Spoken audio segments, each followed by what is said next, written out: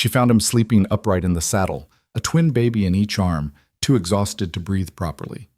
The Nebraska sun was setting blood red across the prairie when Evelyn Carter saw what should have been impossible: a lone cowboy swaying on his horse, clutching two infants like they were the last piece of heaven in a hell-bent world. By the time she reached him, Luke Herron had already crossed into that strange country between waking and dying, where a man's grip on life depends entirely on what he's holding on to. Before we ride into the story of mercy and murder, of love born from tragedy, tell me in the comments what city you're watching from. I want to see how far this tale travels across this wide country of ours. The prairie grass whispered secrets that spring evening in 1876. Secrets carried on a wind that smelled of coming rain and distant gunpowder. Evelyn Carter stood on the porch of the ranch house her late husband had built, watching the horizon swallow the sun whole, when she saw him, a dark figure wavering against the bleeding sky like a mirage born of heat and heartache. At first she thought it was a trick of the light, the way the setting sun played games with a widow's lonely eyes. But the figure kept coming, slow and deliberate, and as it drew closer, Evelyn's hand flew to her throat.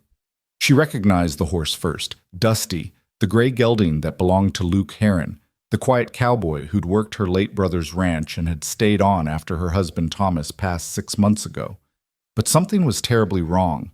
Luke wasn't riding the way a man should ride.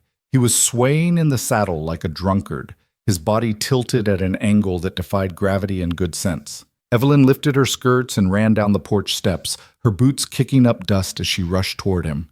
The evening air was thick and golden, filled with the sound of crickets beginning their nightly symphony. But all Evelyn could hear was the thundering of her own heart. "Luke!" she called out, but her voice seemed swallowed by the vastness of the Nebraska plains. "Luke Herron!" As she got closer, running now with abandon, she saw what made her blood turn to ice water in her veins. Luke wasn't just exhausted, he was clutching something. No, two somethings pressed against his chest. Two small bundles wrapped in what looked like blood-stained cloth. "Good heavens," Evelyn whispered, the words barely escaping her lips as she reached Dusty's side. The horse had stopped of his own accord, as if knowing his rider had reached the end of his strength. Steam rose from the animal's flanks, and his sides heaved with exhaustion. This horse had been ridden hard and long, pushed beyond what any decent man would ask. But Luke Herron wasn't any man, and what Evelyn saw next would prove that beyond any doubt. The cowboy sat rigid in his saddle, his spine straight as a fence post despite the exhaustion that pulled at every line of his weathered face. His arms were locked in a position that looked painful, each one cradling a small bundle. And from those bundles came the unmistakable sound that Evelyn hadn't heard on this ranch in more than 5 years, the mewling cry of babies.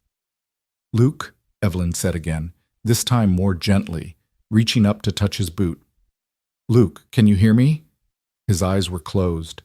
His chest rose and fell in shallow, rapid breaths that spoke of a man pushed far past his limits. Dirt and dried blood covered his clothes. Whether his own or someone else's, Evelyn couldn't tell. His face was burned raw by sun and wind, his lips cracked and bleeding. He looked like a man who'd ridden through the gates of hell itself and somehow made it back to tell the tale. But he didn't speak. He didn't open his eyes. He simply sat there, sleeping upright in the saddle, his arms locked around those two precious bundles, as if all the demons in creation couldn't make him let go. "Dear God," Evelyn breathed, her hands shaking as she reached up. She had to get those babies. Whatever had happened, wherever Luke had been, those infants needed care and they needed it now. But as her fingers touched the first bundle, Luke's arms tightened reflexively, even in his sleep, even in his exhaustion. "It's all right," Evelyn murmured, speaking to him the way she might speak to a spooked horse. "It's Evelyn, Luke. You're home now. You're safe. Let me have them." She tugged gently on the first bundle, and this time Luke's grip loosened. The baby, a girl, Evelyn saw immediately, with a shock of dark hair and eyes squeezed shut against the world, couldn't have been more than 3 or 4 months old. She was wrapped in what had once been a woman's shawl, now torn and stained with dirt and worse things. Evelyn cradled the infant against her chest with one arm and reached for the second baby. This one was identical to the first. Twins, she realized with a start. Two baby girls who should have been sleeping peacefully in a cradle somewhere, not clutched in the arms of an exhausted cowboy in the middle of the Nebraska prairie. As soon as both babies were free from his grasp, Luke's body began to sag. He tilted forward in the saddle, his hands dropping to the saddle horn, and Evelyn barely had time to step back before he simply gave up. His body went limp, and he would have fallen face first into the dirt if Evelyn hadn't grabbed his arm. "Help!" she screamed toward the bunkhouse, where she knew at least two ranch hands were finishing their evening meal. "Someone help me!" The twins began to cry in earnest now, their small voices piercing the evening air. Evelyn struggled to hold them both while supporting Luke's weight, and for a moment she thought all three of them would end up in the dust. But then she heard running footsteps, and Charlie Redmond, one of the older hands, came rushing around the corner of the barn. "Mrs. Carter, what in blazes—" Charlie stopped short when he saw the scene before him. "Is that Luke? And are those—" "Babies," Evelyn confirmed, her voice tight with strain. "Help me get him down, Charlie. Carefully now. I don't know what condition he's in." Together they eased Luke from the saddle. The cowboy was dead weight, his body completely slack with exhaustion. They laid him out on the ground, and Evelyn pressed her ear to his chest, listening past the screaming of the infants for the steady thump of his heart. It was there. Faint, but there. And his breathing, though shallow and labored, was regular enough. "He's alive," she said, relief flooding through her. "Charlie, help me get him inside. And someone needs to take care of Dusty. That horse has been ridden half to death." "Yes, ma'am." Charlie whistled sharply, and another hand, young Billy Preston, came running from the bunkhouse. "Billy, take Dusty to the barn, cool him down slow, give him water but not too much, and get that saddle off him. Then come to the house. We're going to need all hands." As Billy led the exhausted horse away, Charlie and Evelyn worked together to half-carry, half-drag Luke toward the house. The twins continued their crying, a sound that seemed to pierce straight through Evelyn's chest. She hadn't heard that sound, that particular desperate wail of hungry babies, since her own daughter had died of fever 5 years ago. The wound had never quite healed, and now it felt fresh as yesterday's cut. But there was no time for old grief. These babies were alive and they needed her. They got Luke through the front door and into the sitting room, laying him out on the horsehair sofa that Thomas had ordered all the way from Chicago before he died. Luke's boots left dirt trails across Evelyn's clean floor, but she didn't care. She was too busy trying to figure out what to do with two screaming infants and an unconscious cowboy. "Charlie, get me water," she commanded. "Clean water and lots of it, and send someone to fetch Doc Morrison from town if he's there. If not, we'll manage on our own." "Yes, ma'am." Charlie hurried toward the kitchen, and Evelyn was left alone with Luke and the twins. She laid the babies side by side on the rug near the fireplace, quickly checking them over for injuries. They seemed unharmed, dirty, hungry, and frightened, but whole. Their cries were strong, which was a good sign. Weak babies didn't cry like that.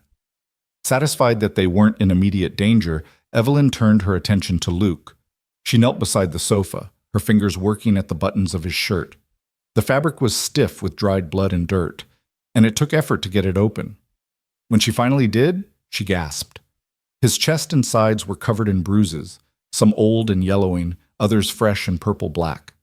There were cuts, too, long scrapes that looked like they'd come from thorns or barbed wire. But no bullet holes, thank God. No deep wounds that would explain all the blood on his clothes. "Whose blood is this?" Evelyn whispered, running her hands over his ribs, checking for breaks. Luke groaned softly at her touch, but didn't wake. "What happened out there, Luke Heron? What did you ride through to get here?" Charlie returned with a basin of water and clean rags, and together they began the work of cleaning Luke up. They stripped off his shirt completely, revealing more bruises and cuts.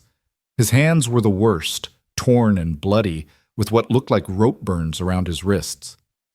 "Looks like he's been in a hell of a fight," Charlie observed, his weathered face grim. "And tied up, by the looks of it." "Or tied something," Evelyn murmured, remembering how tightly Luke had been holding those babies. Maybe he tied himself to the saddle so he wouldn't fall. That would explain why he was riding so strange-like. Charlie shook his head in admiration. "That's some kind of determination right there, Mrs. Carter. Most men would have given up and made camp." "Most men don't ride through death carrying babies," Evelyn said softly, wringing out a rag and gently cleaning Luke's face. Bachiti Pem. Beneath the dirt and blood, he looked younger than his 32 years, his features slack with exhaustion. Whatever happened, Charlie? He thought it was important enough to nearly kill himself getting here. As if in response to her words, Luke's eyes suddenly flew open. They were wild, unfocused, darting around the room like a cornered animal seeking escape. "The babies!" he gasped, trying to sit up. "Where are the—" "Easy, easy, Ta." Evelyn pressed a hand to his chest, gently pushing him back down. "They're right here, Luke. They're safe. Look!" She pointed to where the twins lay on the rug, still crying but no longer in distress. "You did it. You got them here safely." Luke's eyes followed her gesture, and when he saw the babies, his whole body seemed to deflate. He closed his eyes again, and Evelyn saw tears leak from the corners, tracking through the dirt on his face. "Saved them," he whispered, his voice hoarse and broken. "Had to save them." "Or from what, Luke?" Evelyn asked gently. "What happened? Where did these babies come from?" But Luke was already sliding back into unconsciousness, his body's need for rest overriding everything else. His lips moved, forming words that Evelyn had to lean close to hear. "Dead Man's Crossing. All dead. Only them left. Couldn't leave them." Then he was gone again, his breathing evening out into the deep rhythm of exhausted sleep. Evelyn sat back on her heels, her mind racing. Dead Man's Crossing. She knew the place, a treacherous ford on the Platte River, about 30 miles northwest of here. It was a shortcut that wagon trains sometimes used, but it had earned its name honestly. The crossing was dangerous in good weather, deadly in bad, and the perfect place for an ambush. "Charlie," she said slowly, "how long would it take a man to ride from Dead Man's Crossing to here?" The old cowhand scratched his jaw, thinking. "In good conditions? Pushing hard? Maybe 4, 5 hours? But carrying babies? And looking like he's been through hell?" He shook his head. "I'd say more like 7, 8 hours, maybe more." Evelyn looked at the sky through the window. The sun was just about gone now, the last light fading to purple at the horizon. If Luke had left Dead Man's Crossing early this morning— "He's been riding all day," she said softly, "in this heat, without stopping, carrying 2 babies." "It's a miracle he made it at all," Charlie agreed. "A lesser man would have died halfway here, or given up and left the babies somewhere." But Luke Heron hadn't given up. He'd ridden through exhaustion and pain, through heat and fear, clutching those babies like they were the most precious cargo in the world. And now he lay unconscious on her sofa, having given everything he had to deliver them safely. The twins' cries grew more insistent, dragging Evelyn's attention back to them. They needed food, and they needed it now. She'd nursed her own daughter once, but that had been 5 years ago, and her milk had long since dried up. She'd have to find another solution. "Charlie, do we still have that milk cow?" she asked suddenly. "Yes, ma'am, old Bessie. She's got a good calf this year." "Get me milk, fresh as you can, and find something I can use to feed these babies. A cloth, a clean piece of leather, anything they can suck on. And someone needs to ride to the Henderson place and see if Mrs. Henderson can spare some bottles or nursing supplies. She just had a baby herself last month." Charlie nodded and hurried off, leaving Evelyn alone with Luke and the twins. She gathered the babies up, one in each arm, and carried them to the kitchen. They were lighter than they should be, she noticed with concern. These children hadn't been fed properly in at least a day, maybe more. "Hush now, little ones," she murmured, rocking them gently as she waited for Charlie to return with the milk. "You're safe now. Whatever happened, whatever you've been through, you're safe." The twins looked up at her with dark, solemn eyes that seemed far too old for their tiny faces. They'd seen something, Evelyn realized. Babies that young didn't usually have that look, that haunted awareness of a world gone wrong. Whatever had happened at Dead Man's Crossing, these children had been there. They'd witnessed something terrible, and Luke had saved them from it. Charlie returned with milk still warm from the cow, and together they fashioned a makeshift feeding system using clean cloth strips soaked in milk. It wasn't ideal, but the twins latched on hungrily, sucking at the cloth with desperate enthusiasm. Evelyn fed them slowly, carefully, making sure they didn't choke in their eagerness to eat. As she fed them, she studied their faces. They were identical in every way. The same dark hair, the same brown eyes, the same small nose and delicate chin. Someone had loved these babies once, she thought. Someone had cared for them, cleaned them, dressed them in the little gowns they wore beneath the blood-stained shawl. Where was that someone now? Dead, most likely. Luke's words echoed in her mind. All dead? Only them left.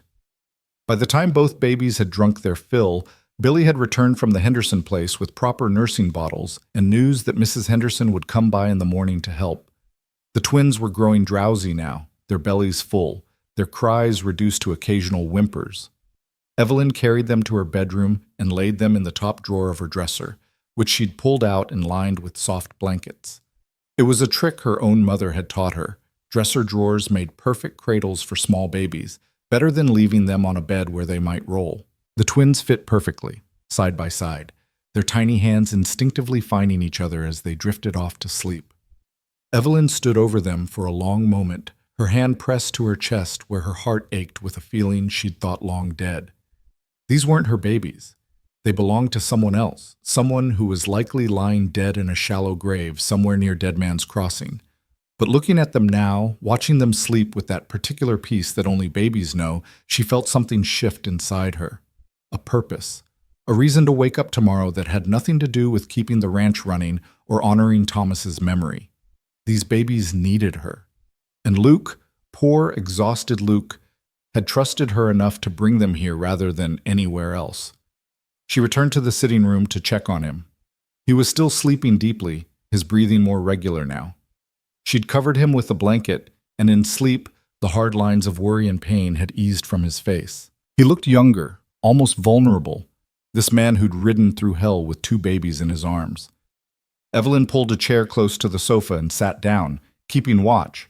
Outside, full night had fallen, and the prairie was alive with the sounds of darkness, coyotes calling to each other across the grasslands, nightbirds hunting in the sky, the endless whisper of wind through grass.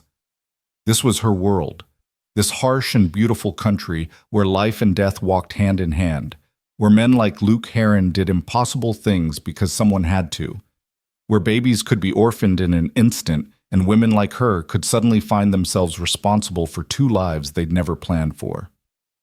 The clock on the mantel ticked toward midnight, and still Evelyn sat, watching Luke sleep and listening to the distant sounds of the twins stirring in their makeshift cradle. Tomorrow would bring questions that needed answering. Tomorrow she'd have to figure out where these babies came from and what had happened to their family. Tomorrow she'd have to decide what came next. But tonight she simply sat vigil over the cowboy who'd been too tired to breathe properly, who'd clutched those babies like they were his own, who'd whispered saved them before collapsing into sleep.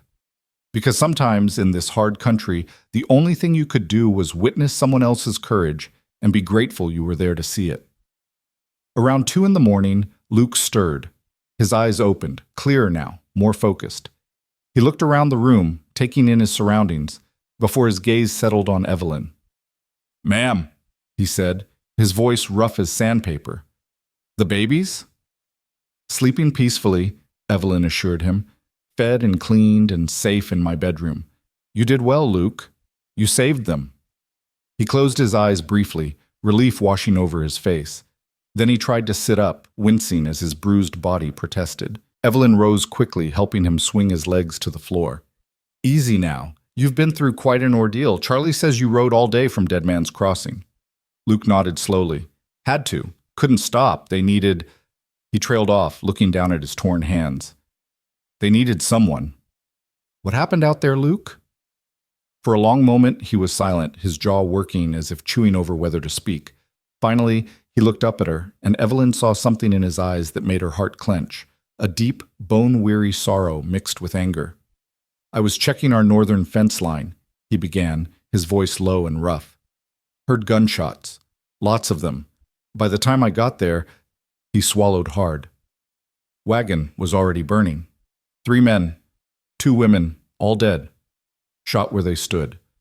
The men who did it were still there, going through the wagon, looking for valuables." "Dear God," Evelyn breathed. "I stayed hidden, watched them leave. Then I went to see if anyone had survived." his hands clenched into fists. Found the babies under the wagon floorboards. They'd been hidden there, wrapped up tight with a note pinned to their blanket. A note? Luke reached into his pocket, or tried to. His hands were shaking too badly. Evelyn gently took over, reaching into his vest pocket and pulling out a piece of paper, folded many times and stained with dirt and blood. She unfolded it carefully, angling it toward the lamplight. The handwriting was hurried, desperate, but clear enough to read. Please. If someone finds them, their names are Grace and Faith Morrison. Born March 15, 1876. They are good babies. They deserve to live. Tell them their mama loved them. Tell them I'm sorry I couldn't protect them better. May God keep them safe. The note was signed with a shaking hand. Sarah Morrison. Evelyn's throat tightened. She looked at Luke, who was staring at the floor. She knew, he said quietly. That mother knew they were about to be attacked. She had just enough time to hide her babies and write that note. Then she died protecting them, trying to give them a chance. And you found them. I found them. Luke's voice was thick with emotion. They were so quiet, Mrs. Carter, like they knew they had to stay hidden. But when I opened that floorboard, they looked at me with those big eyes, and I couldn't leave them there. With their family dead all around them. I couldn't. So you brought them here. I didn't know where else to go. Ranch is 30 miles from there, and the nearest town is 45. You were closer, and I thought... He looked up at her, and in his eyes she saw something that made her breath catch. I thought if anyone would know what to do, it would be you. There was a weight to those words, a meaning that went deeper than simple practicality. Luke Heron had ridden 30 miles through heat and exhaustion, had pushed himself and his horse to the breaking point, had clutched 2 babies to his chest until his arms locked with cramps, and he'd done it all because he thought of her, because he trusted her. You thought right, Evelyn said softly, refolding the note with careful hands. We'll take care of them, Luke. Those babies will have a home here as long as they need one. What about the law? Don't we have to report what happened? Find their kin? In the morning, Evelyn said firmly. Tonight, everyone just needs to rest. You most of all. When did you last eat? Luke frowned, thinking. Yesterday morning, maybe. Come on then. Evelyn stood, holding out her hand. I'm going to feed you some beef stew and bread, and then you're going to sleep in a proper bed. Those babies are safe, Luke. You can rest now. He let her help him to his feet, swaying slightly from exhaustion. In the kitchen, she warmed up leftover stew and watched as he ate slowly, each bite seeming to take tremendous effort. He was running on nothing but willpower and determination, and now that the crisis was over, his body was finally demanding payment for what he'd put it through. When he'd finished eating, Evelyn led him to the small room off the kitchen that had been her husband's study.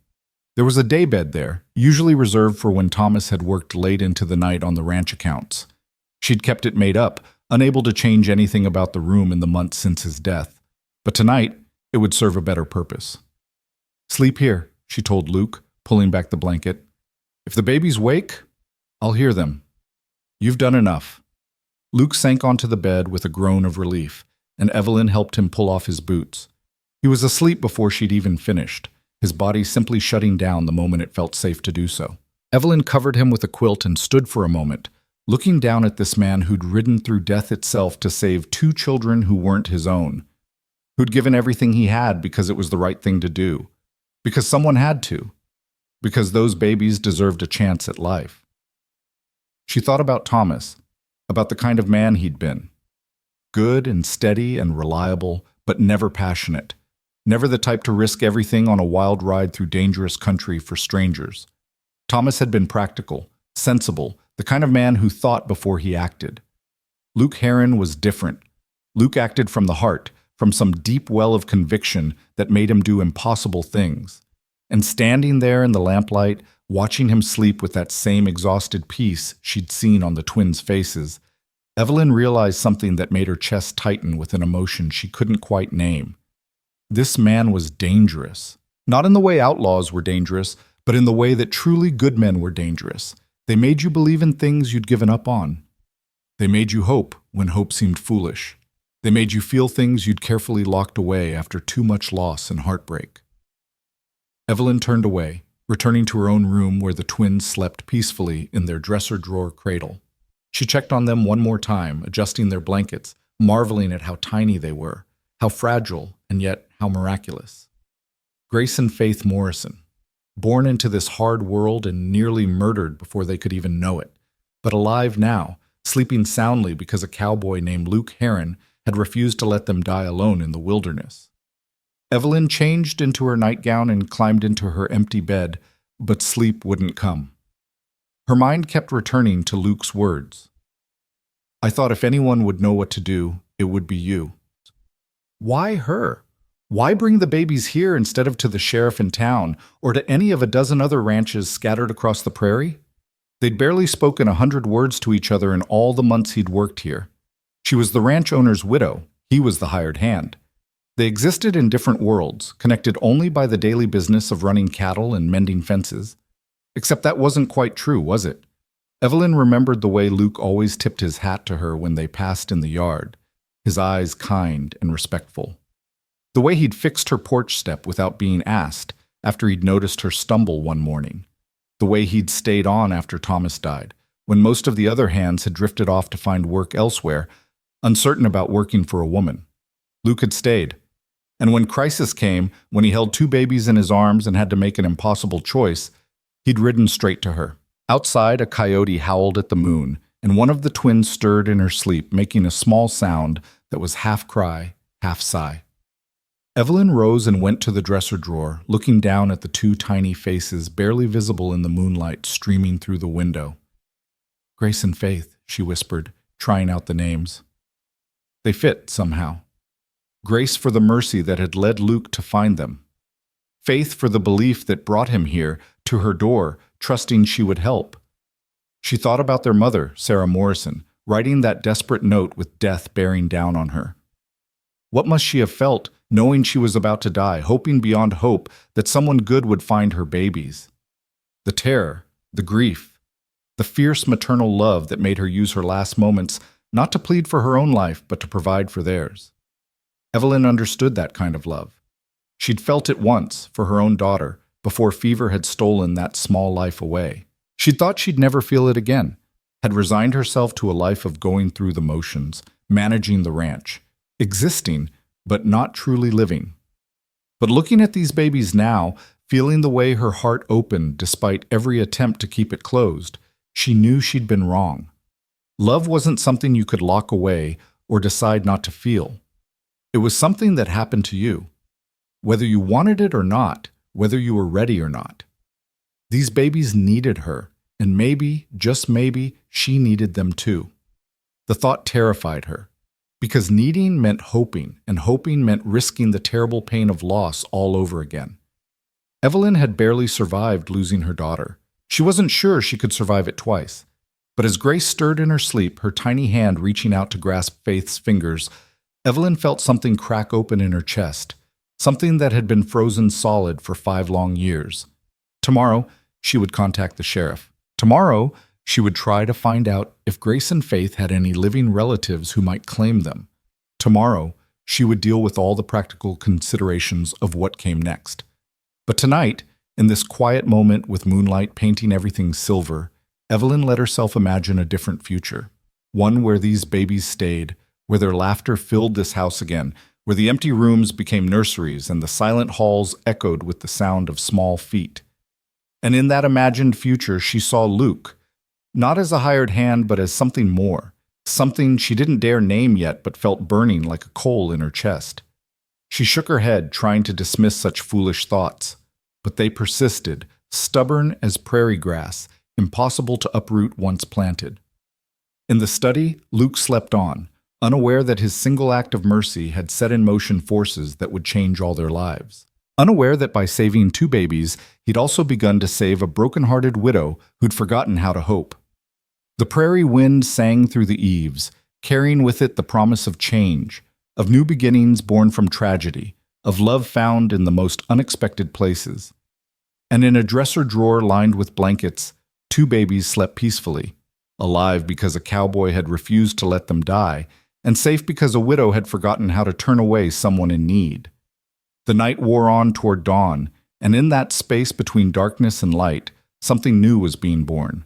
A family that hadn't existed yesterday, forged not by blood, but by choice, by mercy, by the simple act of saying yes when it would have been easier to say no. Outside, the first birds began to sing, welcoming a new day none of them could have predicted and none of them would ever forget. The morning sun broke across the Nebraska prairie like a promise neither harsh nor gentle, just honest in its brightness. Evelyn woke to the sound she'd almost forgotten, the hungry cry of babies demanding to be fed. For one disoriented moment, she thought she was dreaming, that her daughter Mary was alive again and calling for her. Then memory crashed back and she sat up quickly, her heart pounding. Grace and Faith, the twins, Luke's desperate ride. It had all been real. She hurried to the dresser drawer and found both babies awake, their faces scrunched up and red with indignation at being hungry and wet and generally displeased with the world. Despite everything, Evelyn smiled. That was a good sign. Babies who could work up a proper temper were babies with fight in them, and these two would need all the fight they could muster. All right, she murmured, lifting Grace first and then Faith, cradling one in each arm. Let's get you sorted out, shall we? The next hour passed in a blur of changed diapers, made from torn flour sacks, since she had nothing else on hand, and careful feeding with the bottles Mrs. Henderson had sent. The twins ate greedily, their small hands grasping at the bottles, their eyes fixed on Evelyn's face with an intensity that made her chest ache. They were beautiful babies, she realized, not just in the way all babies are beautiful, but truly lovely, with perfect features and that luminous skin that seemed to glow from within. Someone had loved these children deeply, had cared for them well in their brief months of life. The tragedy of their loss hit Evelyn anew as she burped them gently, one on each shoulder. Your mama loved you, she whispered to them, remembering Sarah Morrison's desperate note. She loved you so much, she gave her life trying to keep you safe. Don't ever forget that. A sound from the hallway made her turn. Luke stood in the doorway, looking better than he had last night, but still worn around the edges. He'd washed his face and hands, but he wore the same torn, blood-stained clothes, and his eyes were shadowed with exhaustion that one night's sleep couldn't cure. Morning, ma'am, he said quietly. I heard them crying and thought maybe you needed help. I've got them for now, Evelyn replied. But you can help by eating some breakfast. There's coffee on the stove and biscuits in the warmer. Help yourself. Luke hesitated, as if unsure whether it was proper for a hired hand to eat in the main house kitchen. But hunger and exhaustion won out over propriety, and he nodded gratefully before disappearing toward the kitchen. When the babies were fed and settled, Evelyn laid them back in their makeshift cradle and went to join Luke. She found him at the kitchen table, eating slowly but steadily, his movements careful as if his body still hurt, which it probably did, given the bruises she'd seen last night. How are you feeling? She asked, pouring herself a cup of coffee and sitting across from him. Been better, Luke admitted. Been worse, too. I'll live. That's not exactly a ringing endorsement of your health. A ghost of a smile crossed his face. No, ma'am, I suppose it's not. But it's the truth. I'm sore and tired, but nothing's broken that time won't fix. Evelyn studied him over the rim of her coffee cup. In daylight, she could see details she'd missed last night, the way his dark hair curled slightly at his collar, the crow's feet at the corners of his eyes from squinting into too many suns, the surprising gentleness in hands that looked like they could break a man in half. Tell me more about what happened, she said. If you can. If it's not too hard to talk about. Luke set down his biscuit and stared at his plate for a long moment. When he spoke, his voice was low and controlled, but Evelyn could hear the anger underneath, carefully banked like coals waiting for wind. Like I said, I was riding fence line. It was early, maybe 7 in the morning. I heard shots, rifle fire, a lot of it, all at once. Then screaming, but it cut off quick. He paused, his jaw tightening. I rode toward the sound, but careful-like. Didn't know what I was riding into. Smart, Evelyn said softly. Got to the top of a rise overlooking Dead Man's Crossing and saw the whole thing laid out below. Wagon was stopped at the river's edge, and there were 4 men on horses circling it. The people from the wagon were already down, already dead. I could see bodies lying in the grass. Evelyn's hand tightened on her coffee cup. Did you recognize the men who did it? Luke shook his head. Never seen them before. They weren't local, that's for sure. Had the look of drifters, maybe Confederate deserters, or just plain outlaws. Hard men, the kind who'd kill for $1 or for nothing at all. He took a sip of coffee, his hands steady despite the horror he was describing. I watched them rifle through the wagon, taking whatever wasn't nailed down. Heard them laughing about it, about the killing. Dear God. One of them wanted to burn the wagon right then, but another said to wait, said there might be more valuables they hadn't found yet. So they spent near an hour going through everything, tossing goods out into the grass, arguing over who got what. Luke's voice had gone flat, emotionless, the way people spoke about terrible things when feeling them too deeply would break something inside. I had my rifle, could have taken one of them maybe, but there were 4 and I was alone. If I'd tried, I would have gotten killed and wouldn't have been any use to anyone. You did the right thing, Evelyn said firmly. 4-1, those are suicide odds. Felt like a coward, though, sitting up on that hill watching them desecrate those people's belongings, their bodies lying right there in the sun. He looked up at Evelyn, and she saw the guilt burning in his eyes. Should have done something. You did do something. You saved those babies. That's more than most men would have managed. Luke nodded slowly, accepting her words even if he didn't quite believe them. Eventually they rode off, heading west. I waited another half hour to make sure they were really gone. Then I went down to see if anyone had survived. He stopped, and Evelyn watched him gather himself, saw the moment when he had to force himself to continue. 3 men, 2 women, like I said. All shot clean through, quick kills. They were settlers by the looks of it. Wagon was full of furniture, farming tools, seed bags. One of the men had a watch that said, "To Jacob," on our wedding day. Another had letters in his pocket addressed to someone in Kansas. They were heading west, probably looking for cheap land to homestead. A family, Evelyn said softly. 2 families, I think. Maybe brothers and their wives or cousins. Can't say for sure. Luke rubbed his face with both hands, a gesture of weariness that went bone deep. I checked all the bodies, made sure there was nothing I could do. Then I heard it, just the tiniest sound like a kitten mewing. Took me a minute to figure out where it was coming from. Despite knowing how the story ended, Evelyn found herself leaning forward. The wagon floorboards. Yeah, there was a hidden compartment, real clever-like, under the driver's seat. Someone had pried it open just enough to shove something inside, then pushed it closed again. I got my knife out and worked it open, and there they were. Luke's voice softened, and something like wonder crept into his tone. 2 little babies, wrapped up tight, with that note pinned to their blanket. They looked at me with those big eyes, not crying anymore, just watching, like they were waiting to see if I was safe or not. They knew, Evelyn said. Even that young, babies know when something's wrong. I picked them up, both of them together, and they just settled, like they'd decided I was all right. And I thought, these babies, they just lost everything. Everyone who loved them, everyone who was supposed to protect them, all gone. And if I didn't do something, they'd die too, out there in the sun, hidden in a wagon nobody would find for days. So you brought them here. Didn't have much choice. Like I said, town was farther, and these babies needed feeding sooner than later. Plus, he trailed off, looking uncomfortable. Plus what? Luke met her eyes, and Evelyn saw something there that made her breath catch. Plus, I trust you, Mrs. Carter. Don't know you well, but I know enough. Know you're fair and kind, and you don't turn away from hard things. Figured if anyone would help these babies, it'd be you.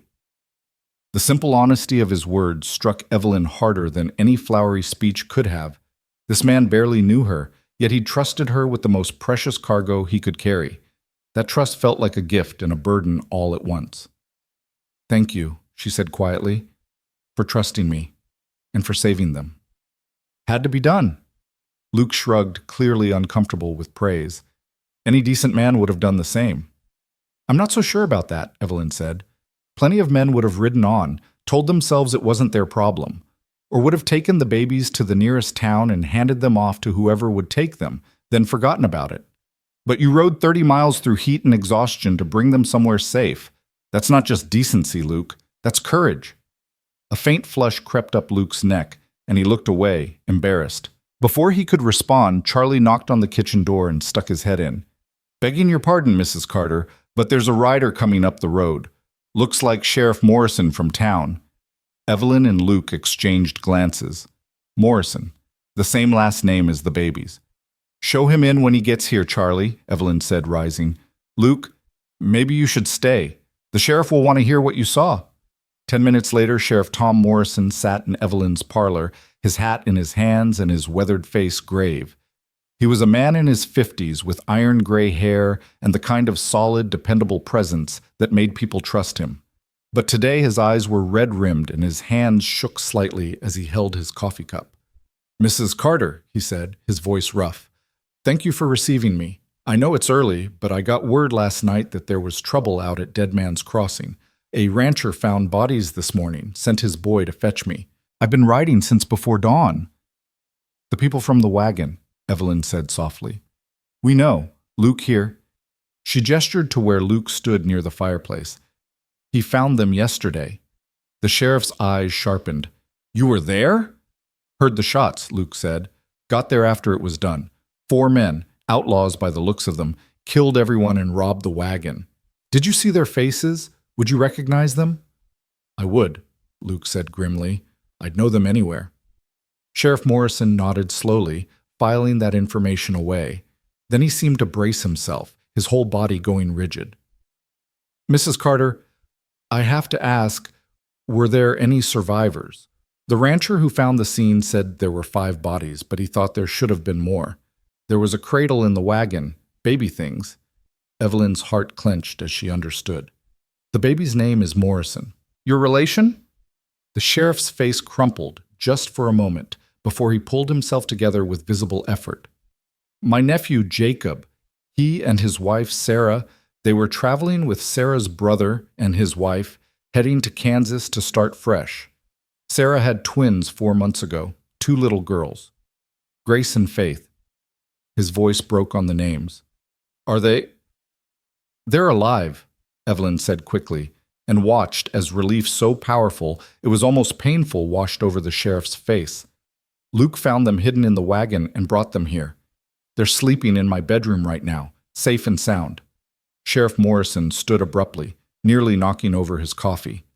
Can I see them? Please, I need to see them. Evelyn led him to her bedroom, where the twins were sleeping peacefully in their dresser-drawer cradle. The sheriff knelt beside them, his big hands hovering over their small bodies, as if afraid to touch them, as if they might disappear if he did. Grace, he whispered, gently touching one baby's hand. Faith. He touched the other, and tears began to roll down his weathered cheeks. Oh, Sarah, you brave girl! You saved them! He stayed like that for a long moment, just looking at the babies, his shoulders shaking with silent sobs. Evelyn stood in the doorway, giving him privacy for his grief. Behind her, she could sense Luke's presence, solid and quiet. Finally, Sheriff Morrison stood, wiping his eyes roughly. I'm sorry, ma'am, that was unseemly. Nothing unseemly about grief, Evelyn said gently. Those babies are your family. You're allowed to feel. They're my only family left now, the sheriff said, his voice raw. I'm a bachelor, never married. Jacob was my sister's boy, the closest thing to a son I'll ever have. And now he's gone. They're all gone. He looked at the sleeping babies. Except for these 2. These precious little girls. They returned to the parlor, and Evelyn poured the sheriff more coffee while he gathered himself. When he spoke again, his voice was steadier, back in professional mode. I need to know everything you saw, Mr. Heron. Every detail. Those men need to be caught and hanged. Luke told the story again, this time with more detail. The color of the horses, the approximate ages of the men, the direction they'd headed. Sheriff Morrison took notes in a small leather book, his face growing grimmer with each detail. I'll wire the U.S. Marshal's office, he said when Luke finished. Get some deputies together and see if we can pick up their trail. It's been near 24 hours, but maybe we'll get lucky. I'll ride with you, Luke said immediately. I can identify them. No, Evelyn said, surprising herself with her vehemence. Both men looked at her. I'm sorry, Sheriff, but Luke nearly killed himself getting those babies here safely. He needs rest, and besides... She hesitated, then pressed on. Besides, those babies need him. He's the one who saved them. They should know that when they're older. Luke looked like he wanted to argue, but Sheriff Morrison nodded slowly. Mrs. Carter's right. You've done your part, son, and done it well. Rest up, and if we need you to identify anyone we catch, we'll send word. For now, the best thing you can do for Grace and Faith is stay alive and well. After the sheriff left, promising to return later to check on the twins, Evelyn and Luke stood in the parlor in awkward silence. Outside, the ranch was coming to life. She could hear Charlie calling orders to the hands, the lowing of cattle, the normal sounds of a working day beginning. But inside, everything had changed. I should get back to work, Luke said finally. Fences won't mend themselves. Luke Heron, you'll do no such thing, Evelyn said firmly. You're in no condition to work. You can barely stand up straight. I'm fine, ma'am. You're not fine. You're exhausted and injured and probably running on sheer stubbornness at this point. She crossed her arms. Consider it an order from your employer. No work for you today or tomorrow. Rest. Heal. The fences will still be there when you're better. Luke opened his mouth to argue, then seemed to think better of it. Yes, ma'am. Good. Now, I'm going to check on the babies again. You should sleep more if you can, or at least sit down before you fall down. But Luke didn't sit. Instead, he followed her to the bedroom, drawn by some invisible thread to the babies he'd saved. They stood together by the dresser drawer, looking down at Grace and Faith sleeping peacefully, unaware of the tragedy that had orphaned them or the lengths one man had gone to keep them alive. What'll happen to them? Luke asked quietly. Sheriff Morrison, he's a good man, but he's got no wife, no way to care for babies. I don't know, Evelyn admitted. I suppose you'll have to find someone, or maybe send them to family back east, if there is any. They've been through enough, Luke said, his voice tight with emotion. Moving them again, sending them away to strangers. I know, Evelyn said softly. She looked at the babies, at their perfect little faces, and felt that dangerous warmth spreading in her chest again. I know. The days that followed fell into a rhythm that was both exhausting and strangely fulfilling. Evelyn cared for the twins with a dedication that surprised her, rising multiple times each night to feed them, changing endless diapers, rocking them when they cried. Mrs. Henderson came by daily to help and to offer advice, and soon other ranch wives from neighboring properties began stopping in with baby clothes and supplies. Heard about what happened, Mrs. Taylor said, arriving with a basket full of tiny gowns. Terrible thing, just terrible. But those babies are blessed to have you caring for them. Luke stayed around the house more than usual, even after his strength returned. He'd do his morning work with the cattle and fences, then find excuses to come back to the main house, checking if anything needed fixing, bringing in firewood, asking if Evelyn needed anything from town. But really, they both knew he was coming to see the babies. Evelyn would find him sometimes, sitting in the kitchen with one twin cradled in his big, scarred hands, talking to her softly about horses or weather or nothing at all. The babies seemed to recognize him, their eyes following him when he moved, their cries settling when he picked them up. You're good with them, Evelyn observed one afternoon, watching as Luke expertly burped Grace. Had younger siblings growing up, Luke said, patting the baby's back gently. Helped raise most of them after Ma died. This is familiar territory. Where are your siblings now? Scattered. Some went west, some went east. Lost track of most of them over the years. There was an old sadness in his voice. That's how it goes, I suppose. Family drifts apart like dandelion seeds in the wind. Not always, Evelyn said softly. Sometimes family is what you make it, not just what you're born into. Luke looked at her then, really looked at her, and something passed between them. An understanding, a possibility, a question neither was quite ready to ask out loud. The moment was broken by Faith beginning to fuss in her cradle. Evelyn went to pick her up, and soon they were both occupied with the endless needs of infants. But the feeling lingered, hanging in the air like summer heat, impossible to ignore. That evening, after the babies were asleep and Luke had returned to the bunkhouse, Evelyn sat on her porch and watched the sun set over the prairie. Sheriff Morrison had stopped by earlier with bad news. The outlaws' trail had gone cold. They disappeared into the wilderness like ghosts, and without more to go on, the search was being suspended. I'm sorry, he'd said, his face haggard. Those men will answer for what they did. If not in this life, then in the next. But justice for my nephew and his family. I'm afraid it'll have to wait. Now, sitting alone in the gathering dusk, Evelyn thought about justice and mercy, about revenge and forgiveness. Those men had stolen 5 lives and orphaned 2 babies, and they were out there somewhere, unpunished and free. It wasn't fair. It wasn't right. But then she thought about Grace and Faith, sleeping peacefully inside. They were alive because of mercy, because Luke had chosen to save rather than avenge. If he'd tried to take on those 4 outlaws, he would have died, and the babies would have died too, undiscovered in their hiding place. Sometimes, Evelyn realized, the best revenge was not revenge at all. It was choosing life over death, hope over despair. It was looking at 2 orphaned babies and saying, "You will not be another casualty. You will live." The screen door creaked and she turned to find Luke standing there. "Saw your lamp still on," he said. "Thought maybe something was wrong." "Just thinking," Evelyn said. "Couldn't sleep. Mind if I join you?" "Please." Luke sat in the other porch chair, the one that had been Thomas's, and for a moment they were both silent, listening to the night sounds of the prairie. It should have felt awkward, this quiet companionship, but somehow it didn't. It felt natural, right? As if they'd been sitting together like this for years instead of days. "Sheriff Morrison came by earlier," Evelyn said finally. "They lost the trail." "I heard," Luke said quietly. "Charlie told me." "Does it bother you that they got away?" Luke was quiet for a long time, thinking. "Yeah," he admitted. "It bothers me. Those men killed 5 people in cold blood, left 2 babies to die. They should hang for that." He paused. "But I've been thinking about something the sheriff said when he first came here. He asked if the babies were alive, and when you said yes, the look on his face, it was like someone had given him the world." He was so relieved, Evelyn remembered. "That's what matters in the end," Luke said. "Not that the bad men got away, but that the babies lived. That something good came out of all that evil.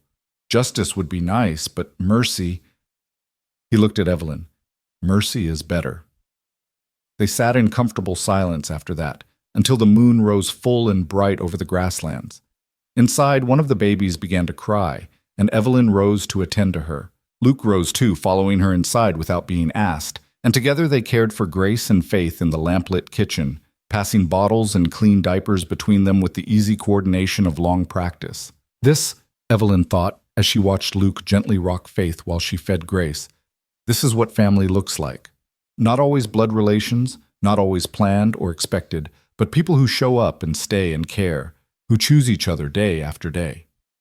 "Luke," she said suddenly, the words coming before she could think better of them. "What if they didn't have to leave?" He looked up from Faith, his eyes questioning. "The babies," Evelyn clarified, though her heart was pounding. What if they stayed here? With me? With us? Sheriff Morrison is a bachelor with no idea how to raise twin girls. He knows it, I know it.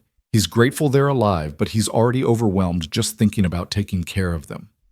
Evelyn set down Grace's bottle, her hands trembling slightly. "But I could do it. I have this big house, plenty of room. The ranch is doing well enough to support them. And her voice caught. "I want them, Luke. I know it's only been a few days, but I can't imagine this house without them now." Luke's face had gone very still, very serious.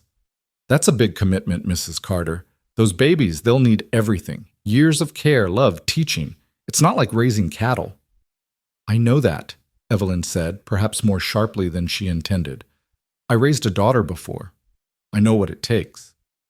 The pain of that loss flashed across her face before she could hide it. Luke's expression softened. "I'm sorry. I didn't mean to suggest you didn't." "No, I'm sorry," Evelyn said, sitting down heavily. I can't send them away, Luke. I can't. They need me. And maybe—" She looked up at him, vulnerable in a way she hadn't allowed herself to be in years. "Maybe I need them too." "Then keep them," Luke said simply. "Talk to the sheriff. See if he'd agree to let you adopt them. I can't imagine he'd say no. He knows you'd give them a good home. But what about you? The words came out before Evelyn could stop them, and she felt heat rush to her face. I mean, you saved them. You brought them here. Don't you have a say in what happens to them?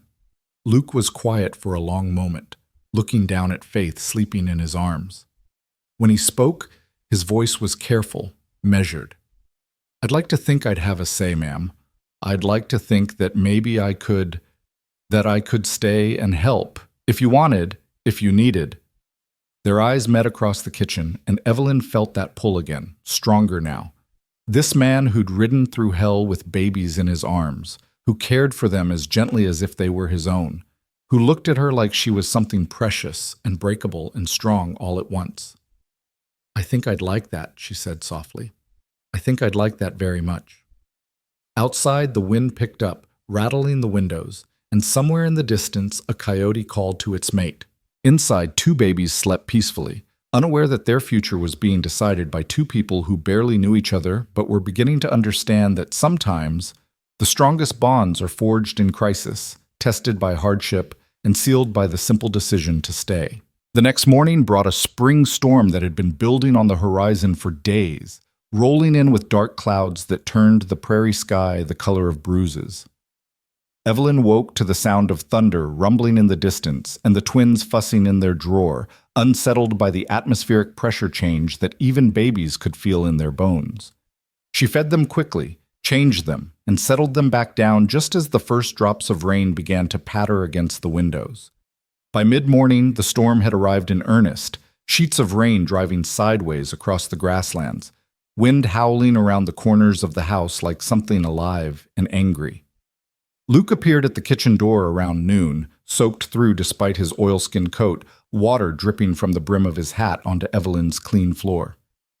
"Sorry, ma'am," he said, pulling off the hat. "Cattle are getting spooked by the lightning. Charlie sent me to check if you need anything battened down around the house before it gets worse." "The shutters on the east side are loose," Evelyn said, handing him a towel, "and there's a leak starting in the back bedroom. But Luke, you're drenched. Stay inside until this passes." "Can't, ma'am. Cattle won't wait on weather." But he took the towel gratefully, wiping his face. "I'll fix those shutters first, though, before I head back out."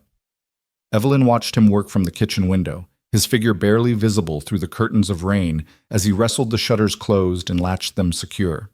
He moved with purpose despite the storm, despite his exhaustion from the previous days. This was a man who did what needed doing, no matter the cost to himself. When he came back inside, she had coffee waiting and a plate of cold chicken and bread. "Eat," she commanded. "You can't work on an empty stomach." Luke didn't argue this time, just sat at her kitchen table and ate, while rain drummed on the roof and thunder shook the windows in their frames. The twins were awake in their cradle, watching the ceiling with wide eyes, as if they could see the storm through the wooden boards above them. "They seem calm," Luke observed, glancing toward the bedroom where the babies lay. "Most babies would be screaming their heads off in weather like this." "They've been through worse than a storm," Evelyn said quietly. "Maybe they know the difference between noise that can hurt them and noise that's just noise." "That's a hard lesson for such little ones to learn." Luke set down his coffee cup, his expression distant. "No child should have to learn that so young." Evelyn studied him across the table, this man who seemed to carry the weight of the world on his shoulders despite having no obligation to do so. "Luke, can I ask you something?" "Yes, ma'am." "Why did you really bring them here? To me, specifically?" She leaned forward slightly. "You said you trust me, but we barely know each other. You could have taken them to any number of places closer than here." Luke was quiet for a long moment, turning his coffee cup in his hands. The storm raged outside, giving them a strange sense of isolation, as if they were the only people left in the world. "You ever watch someone when they don't know you're watching?" he asked finally. "See how they really are, when they're not performing for anybody?" Evelyn nodded slowly. "I've been working this ranch for near on 8 months now. In that time, I've seen you deal with dishonest suppliers, stubborn cattle, hands who tried to take advantage because you're a woman alone. I've seen you be fair when you could have been harsh, kind when you had every right to be cold." He looked up at her, and his eyes were honest and clear. "I've seen you leave food on the bunkhouse steps when the hands were short on supplies, even though they should have budgeted better.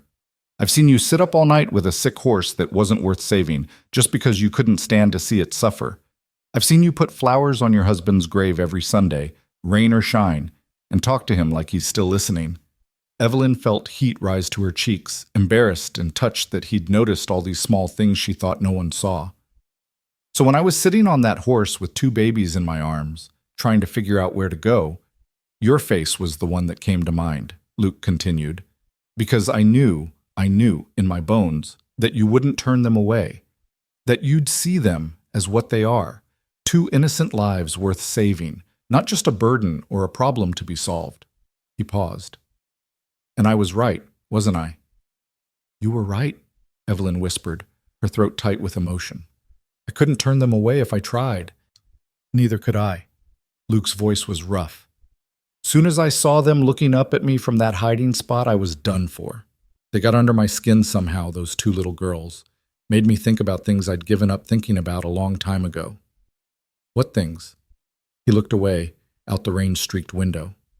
Family, home, a reason to stay in one place instead of drifting from ranch to ranch, never putting down roots. He laughed, but there was no humor in it. I'm 32 years old, Mrs. Carter. Most men my age have wives and children, a piece of land they can call their own. I've got nothing but the clothes on my back and a horse that's getting too old for hard riding. That's not nothing, Evelyn said firmly. You have your honor, your courage, your good heart. Those things matter more than land or money. Try paying for a future with honor, Luke said bitterly. Try building a life on good intentions. Before Evelyn could respond, a tremendous crack of thunder shook the house, followed immediately by a splintering crash from outside. Both of them jumped up, and Luke rushed to the window. Lightning hit the old oak by the barn, he said, his voice tight with alarm. Tree split right down the middle, and half of it fell on the barn roof. I can see flames. The horses, Evelyn gasped. They kept 4 horses in that barn, including Dusty, the gelding that had carried Luke and the babies to safety. Luke was already moving, grabbing his hat and coat. Stay here with the babies. I'll get the horses out. I'm coming with you, Evelyn said, reaching for her own coat. You can't manage 4 panicked horses alone in this storm. Mrs. Carter, those are my horses in my barn, and I'm coming. Her tone left no room for argument. The babies will be fine for a few minutes. They're safe inside. They ran out into the storm together, the wind nearly knocking Evelyn off her feet. Rain lashed at them horizontally, cold and sharp as needles. Through the sheets of water, she could see orange flames licking up from the barn roof where the tree had punched through, the fire somehow persisting despite the downpour. The barn doors were already open, and Charlie was inside trying to calm the horses, who were screaming and kicking at their stalls in terror. Smoke was beginning to fill the space, thick and acrid. Get them out, Luke shouted over the roar of wind and fire. Don't try to lead them. Just open the stalls and let them run. They'll head for the paddock on their own. Together, the 3 of them worked to release the panicked animals. The first 2 horses bolted as soon as their stall doors opened, racing out into the storm. The third, a young mare named Daisy, was too frightened to move, pressing herself into the back corner of her stall and rolling her eyes white with fear. I've got her, Luke said, ducking into the stall. Evelyn watched as he approached the terrified horse slowly, speaking in a low, calm voice that somehow carried over the chaos. Easy, girl, easy now. Nobody's going to hurt you. Just need you to walk with me, that's all. Just walk. The mare's ears twitched toward his voice, and slowly, incredibly, she began to calm. Luke reached her side and ran his hand down her neck, still talking in that soothing tone. Then he was leading her out, one careful step at a time, through smoke and flame and storm. But the 4th horse, Dusty, was trapped. Part of the fallen tree had crashed through the roof directly above his stall, blocking the door with burning branches. The old gelding was kicking at the walls, trying to break free, his screams cutting through Evelyn's heart like knives. We can't reach him, Charlie shouted, coughing in the smoke. The whole roof is going to come down any second. We need to get out. No, Luke said flatly. He was already grabbing an axe from the wall. I'm not leaving him. That horse carried me and those babies 30 miles. I'm not letting him burn. Luke, it's too dangerous, Evelyn started, but he was already moving toward Dusty's stall, swinging the axe at the burning branches that blocked the door. "Get outside," he ordered, not looking back. "Both of you. Now!" Charlie grabbed Evelyn's arm, trying to pull her toward the door, but she wrenched free. "I'm not leaving him," she said, echoing Luke's words. If he was going to be foolish enough to risk his life, she was going to be there to pull him out if things went wrong. Luke chopped through the branches with desperate speed, flames singing his hands and arms, smoke choking his lungs. Above them, the roof groaned ominously, and Evelyn could see more of the structure beginning to sag. "Luke, hurry!" she screamed. With one final swing, the last branch fell away, and Luke threw open the stall door. Dusty reared up, nearly striking him, but Luke dodged and grabbed the horse's halter. "Come on, old friend," he gasped. "Time to go." The gelding seemed to understand. He followed Luke toward the barn entrance, moving as fast as his old legs could carry him. Evelyn ran ahead of them, clearing the path, and they burst out into the rain just as a section of the barn roof collapsed behind them with a tremendous roar. They kept running until they reached the paddock fence, where the other horses had gathered, still agitated, but safe. Luke released Dusty, who trotted off to join his companions, and then he simply collapsed onto the muddy ground, coughing violently. Evelyn dropped to her knees beside him. "Are you hurt?" "Luke, look at me." "Are you hurt?" "I'm fine," he wheezed, but his hands were burned and his face was streaked with soot and tears. Whether from smoke or emotion, she couldn't tell. "Is everyone out? Charlie, the other hands?" "We're all out," Charlie confirmed, appearing through the rain. He was limping slightly, but otherwise unharmed. Billy and the other boys were in the bunkhouse when it happened. Everyone's accounted for. They sat in the mud and rain, watching the barn burn. The storm was helping to contain the fire, keeping it from spreading to other buildings, but there was no saving the structure itself. By the time the rain finally began to ease, the barn was nothing but blackened timber and smoking ruins. "I'm sorry, Mrs. Carter," Charlie said quietly. "That was a good barn. Your husband built it himself the first year you came here." Evelyn looked at the destruction, at yet another piece of Thomas being taken from her, and felt a strange sort of calm. "It's just wood and nails," she said. "We can build another barn. We can't replace people or horses. Everyone who matters is safe." She helped Luke to his feet, supporting him as they walked back to the house. He was shaking now. Whether from cold or shock or delayed fear, she couldn't tell. Inside, she sat him down at the kitchen table and began tending to his burned hands, spreading salve over the blistered skin with gentle fingers. "You could have died in there," she said, her voice shaking despite her best efforts to control it. "That roof could have come down on your head." "But it didn't," Luke said. "And Dusty's alive. He's just a horse, Luke. He's not worth your life." "He's not just a horse." Luke's voice was fierce despite his exhaustion. "He carried those babies to safety. He earned his life today, same as they did. I wasn't going to let him die for lack of trying." Evelyn finished bandaging his hands and sat back, looking at him. This man who would risk everything for two babies he didn't know, for a horse that had done its duty. This man who seemed incapable of walking away from someone in need, no matter what it cost him. "You're going to get yourself killed one of these days," she said softly, running into burning buildings, fighting lost causes. "Maybe," Luke agreed, "but I'll die knowing I tried. That's more than most people can say." The twins began crying then, disturbed by all the commotion, and Evelyn went to tend to them. She found both babies red-faced and wailing, their small fists waving in indignation at being ignored for so long. As she picked up Grace, she caught sight of herself in the mirror over her dresser, hair wild and wet, face streaked with soot, dress torn and muddy. She looked like she'd been through a war, and in a way, she supposed she had. Luke appeared in the doorway, watching as she cradled the babies. "Need help?" he asked. "Always," Evelyn said with a tired smile. "Can you hold Faith while I feed Grace?" They settled into the familiar routine, passing babies and bottles between them, and slowly the chaos of the day began to recede. The storm had passed, leaving behind a clean-washed world where everything smelled of rain and smoke and new beginnings. "Mrs. Carter," Luke said after a while, his voice hesitant. "Earlier you said something about the babies staying, about adopting them. Did you mean that?" "I meant it," Evelyn said firmly. I'm going to talk to Sheriff Morrison tomorrow, see what needs to be done legally. Those babies belong here, Luke. This is their home now. And what about me? The question came out so quietly she almost missed it. Do I belong here too? Evelyn looked at him over Grace's small head, this man who'd saved her horses and held her babies and made her feel things she'd thought dead and buried with Thomas. I think you do, she said carefully. If that's what you want. If you want to stay and help raise them, help rebuild the barn, help run this ranch, I'd welcome it. As what? Luke pressed. As a hired hand? As help with the babies? What exactly are you offering, Mrs. Carter? The question hung between them, heavy with implications neither of them was quite ready to name. Evelyn's heart hammered in her chest as she searched for the right words. I'm offering a partnership, she said finally. Someone to help me make decisions about this place, about those babies. Someone I can trust. Someone who... She trailed off, losing courage. Someone who what? Luke's eyes were intent on her face. Someone who stays, Evelyn whispered.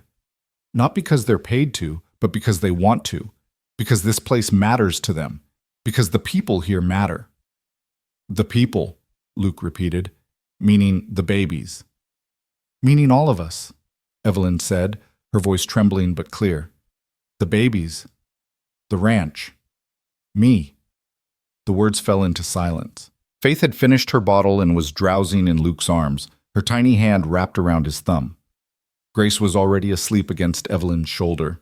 In the quiet kitchen, with the late afternoon sun breaking through the storm clouds and painting everything gold, they looked like a family, not the family either of them had planned or expected, but a family nonetheless. I want to stay, Luke said finally. Not just for the babies, though God knows they've gotten under my skin, but for you too, Mrs. Carter. For Evelyn. He said her name carefully, as if testing its weight on his tongue. If that's not too forward. It's not too forward, Evelyn said, though her cheeks burned. It's honest. And I appreciate honesty. Then I'll be honest, Luke said, shifting Faith in his arms so he could look at Evelyn directly. I think about you more than is probably proper for a hired hand to think about his employer. I think about you in the morning when I'm out with the cattle, wondering if you're managing all right with the babies. I think about you at night when I'm trying to sleep, wondering if you need help or if you're sitting alone in that big house, wishing things were different. He paused. And I think about what it would be like to have a real home, with you and those babies, instead of just a job that'll end when the season changes or the money runs out. Evelyn couldn't breathe. She'd suspected he felt something, had seen it in the way he looked at her, the way he always found excuses to stay near the house. But hearing him say it out loud, hearing him lay his heart bare like this, was overwhelming. Luke? She began, not sure what she was going to say, but he held up a hand. Let me finish, he said. I know this is fast. I know we barely know each other in the way people usually know each other before they start thinking about futures together. But these past few days, taking care of those babies with you, working beside you, seeing how strong and kind and good you are, it's shown me more about you than a year of polite conversation could have. And I like what I see. More than like, if I'm being completely honest. What are you saying? Evelyn whispered, though she thought she knew, though her heart was racing so fast she felt dizzy.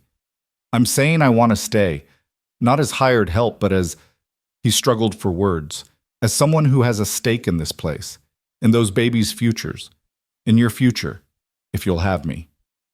That sounds an awful lot like you're proposing something, Evelyn said, her voice barely audible. Maybe I am, Luke said. Maybe I'm saying that those babies need a father as much as a mother, that this ranch needs someone to help run it properly, that you need someone who'll stand beside you, not behind you, and maybe, just maybe, I'm saying that I could be that person, if you'd let me. Evelyn looked down at Grace sleeping in her arms, then across at Faith cradled against Luke's chest, then finally at Luke himself, this good, brave, impossible man who'd ridden into her life carrying 2 babies and somehow made her believe in second chances. It's too fast, she said, but her voice lacked conviction. Is it? Luke challenged gently. We've been through more in the past week than most couples go through in a year. Fire and death and birth and fear and hope. If that doesn't show you who a person really is, what does? People will talk, Evelyn said. A widow remarrying so quickly. To a hired hand, no less. Let them talk, Luke said firmly. Their opinions don't keep those babies fed. Their opinions don't rebuild that barn or keep this ranch running. Their opinions don't matter one damn bit compared to what's real and what's right. And what's right? Evelyn asked. How do we know this is right and not just two lonely people grabbing at something because it's there? Luke was quiet for a moment, thinking. Then he said, I can't speak for you. But for me, this isn't about loneliness. This is about recognition, like seeing something you didn't know you'd been looking for your whole life, and suddenly understanding that everything before was just waiting. Waiting for this moment, this person, this choice. He looked at her steadily. Does that sound like I'm just grabbing at something convenient? No, Evelyn admitted. It sounds like you've been thinking about this a lot. I have been, Luke said. All through last night, lying awake in that little room, hearing the babies cry and hearing you get up to tend them. All through today, working in the rain and fighting that fire and thinking, I might not make it out to tell you any of this. I've been thinking about what matters and what doesn't, what's worth fighting for and what's worth letting go. He paused. And I've decided you're worth fighting for. Those babies are worth fighting for. This, whatever this is between us, is worth fighting for. Evelyn felt tears prick her eyes, and she blinked them back angrily. She'd cried enough over the past few years, mourning Thomas, mourning her daughter, mourning the life she'd thought she'd have. She didn't want to cry anymore, not even happy tears. And she blinked them back angrily. She'd cried enough over the past few years, mourning Thomas, mourning her daughter, mourning the life she'd thought she'd have. She didn't want to cry anymore, not even happy tears. But they came anyway, sliding down her cheeks as she looked at this man who'd somehow seen past all her walls and defenses to the lonely, frightened woman beneath. This man who wasn't asking her to be anything other than herself, strong and capable and in need of help all at once. I'm scared, she whispered. I'm scared to hope for this. Every time I've loved something, it's been taken away. My daughter, my husband. What if I let myself love you and those babies and then you'll have loved, Luke interrupted gently. You'll have been brave enough to try again. That's all anyone can do, Evelyn. Try and hope and take the risk. But what if it's not enough? What if it is, he countered. What if we take this chance and it works? What if those babies grow up happy and healthy with two parents who love them? What if you and I build something real here, something that lasts? You make it sound so simple, Evelyn said through her tears. It is simple, Luke said. Not easy, but simple. Do you want this? Do you want me to stay, to help raise these babies, to be your partner in all of it? Yes or no? Evelyn looked at Grace sleeping peacefully in her arms, then at Faith nestled against Luke, then out the window at the smoking ruins of the barn that would need rebuilding, at the prairie stretching endlessly under the clearing sky. She thought about Thomas and how much she'd loved him, and how his love had been gentle and safe and ultimately not enough to fill all the empty spaces in her heart. Then she thought about Luke, who was neither gentle nor safe, who challenged her and scared her and made her feel more alive than she'd felt in years. Yes, she heard herself say, the word coming out stronger than she'd expected. Yes, I want this. I want you to stay. Not just for the babies, but for me. For us. Luke's face transformed, a smile breaking across it like sunrise. You mean it? I mean it, Evelyn said, and suddenly she was smiling too, crying and smiling at the same time. But Luke, we have to do this right, for the baby's sake, for the ranch's sake. People need to see that this is legitimate, that we're not just... We'll do it right, Luke promised. We'll talk to Sheriff Morrison, get the adoption paperwork started. We'll court properly, let people see that this is real. And when enough time has passed that even the biggest gossip in town can't find fault, we'll make it official. Make what official? Evelyn asked, needing to hear him say it. We'll get married, Luke said simply. Properly married, in a church with witnesses and vows before God. Those babies will have two parents, legal and true. This ranch will be ours together, and you'll be my wife. The word hung in the air between them, heavy with promise and possibility. Wife.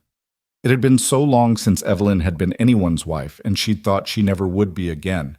But hearing Luke say it, seeing the certainty in his eyes, she felt something shift inside her, the final wall crumbling, the last defense falling away.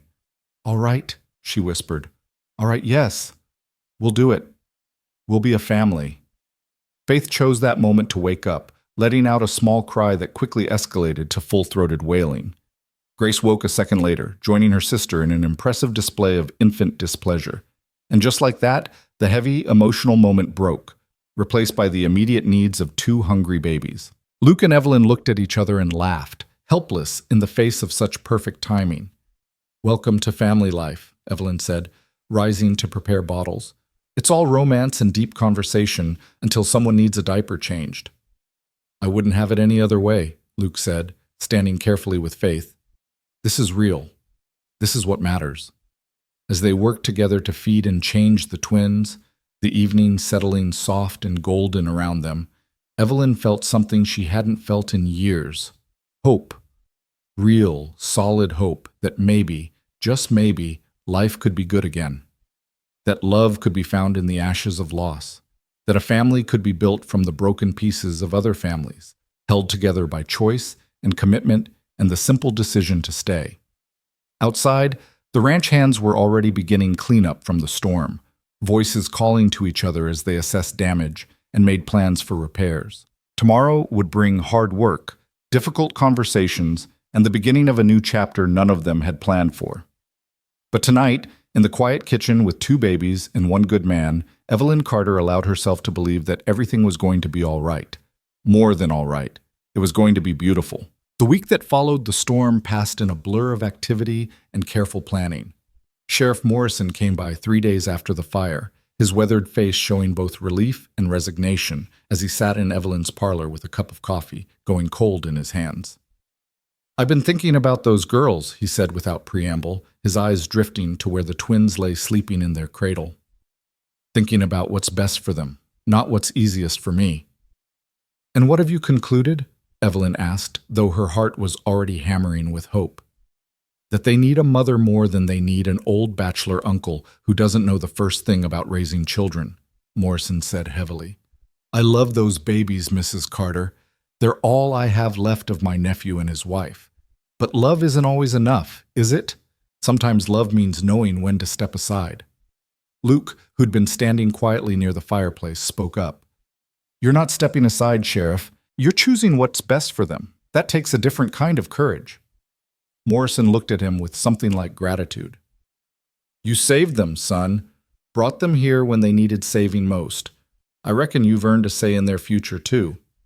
He turned back to Evelyn. "If you're willing, Mrs. Carter, I'd like to sign over guardianship to you. Legal and proper. The twins would be yours to raise as you see fit, with all the rights and responsibilities that entails." Evelyn's throat tightened. "I'm willing. More than willing. Those babies have become—" She struggled for words. "They've become my reason for waking up each morning. I can't imagine this house without them anymore." "Then we'll draw up the papers," Morrison said, relief evident in his voice. "I'll still visit, if that's all right. Still be Uncle Tom to them. But you'll be their mother in every way that counts." "Always welcome," Evelyn assured him. "They should know their uncle, know where they came from." "We'll make sure they remember their parents, too, when they're old enough to understand." After Morrison left, promising to return with the necessary legal documents, Evelyn found herself on the porch again, watching the sun sink toward the horizon. Luke joined her a few minutes later, 2 cups of coffee in his hands. "You did good in there," he said, handing her one, giving him the dignity of choosing instead of just taking the babies from him. "He's their family," Evelyn said simply. "Just because I'm going to raise them doesn't mean I should erase where they came from." She sipped her coffee, letting the warmth spread through her. "Did you mean what you said? About earning a say in their future?" "Every word," Luke confirmed. "Those babies and I, we've been through something together. Sounds foolish, maybe, but I feel connected to them, like we're bound somehow." "It's not foolish," Evelyn said softly. "You saved their lives. That creates a bond that can't be broken." She paused, then added carefully, "You should be there when we sign the papers. As a witness, officially. But also because Because you're going to be their father, aren't you? When we marry. The words hung between them, making real what they'd only danced around before. Luke set down his coffee cup and turned to face her fully. Is that what you want? For me to be their father? I think it's what they need, Evelyn said. And what I want. But Luke, fatherhood isn't something you can do halfway. It's not just living in the house and helping with chores. It's being there for them, always. Through sickness and health, through good times and hard. It's putting them first before your own wants or needs. I know what it means, Luke said quietly. I helped raise my siblings, remember?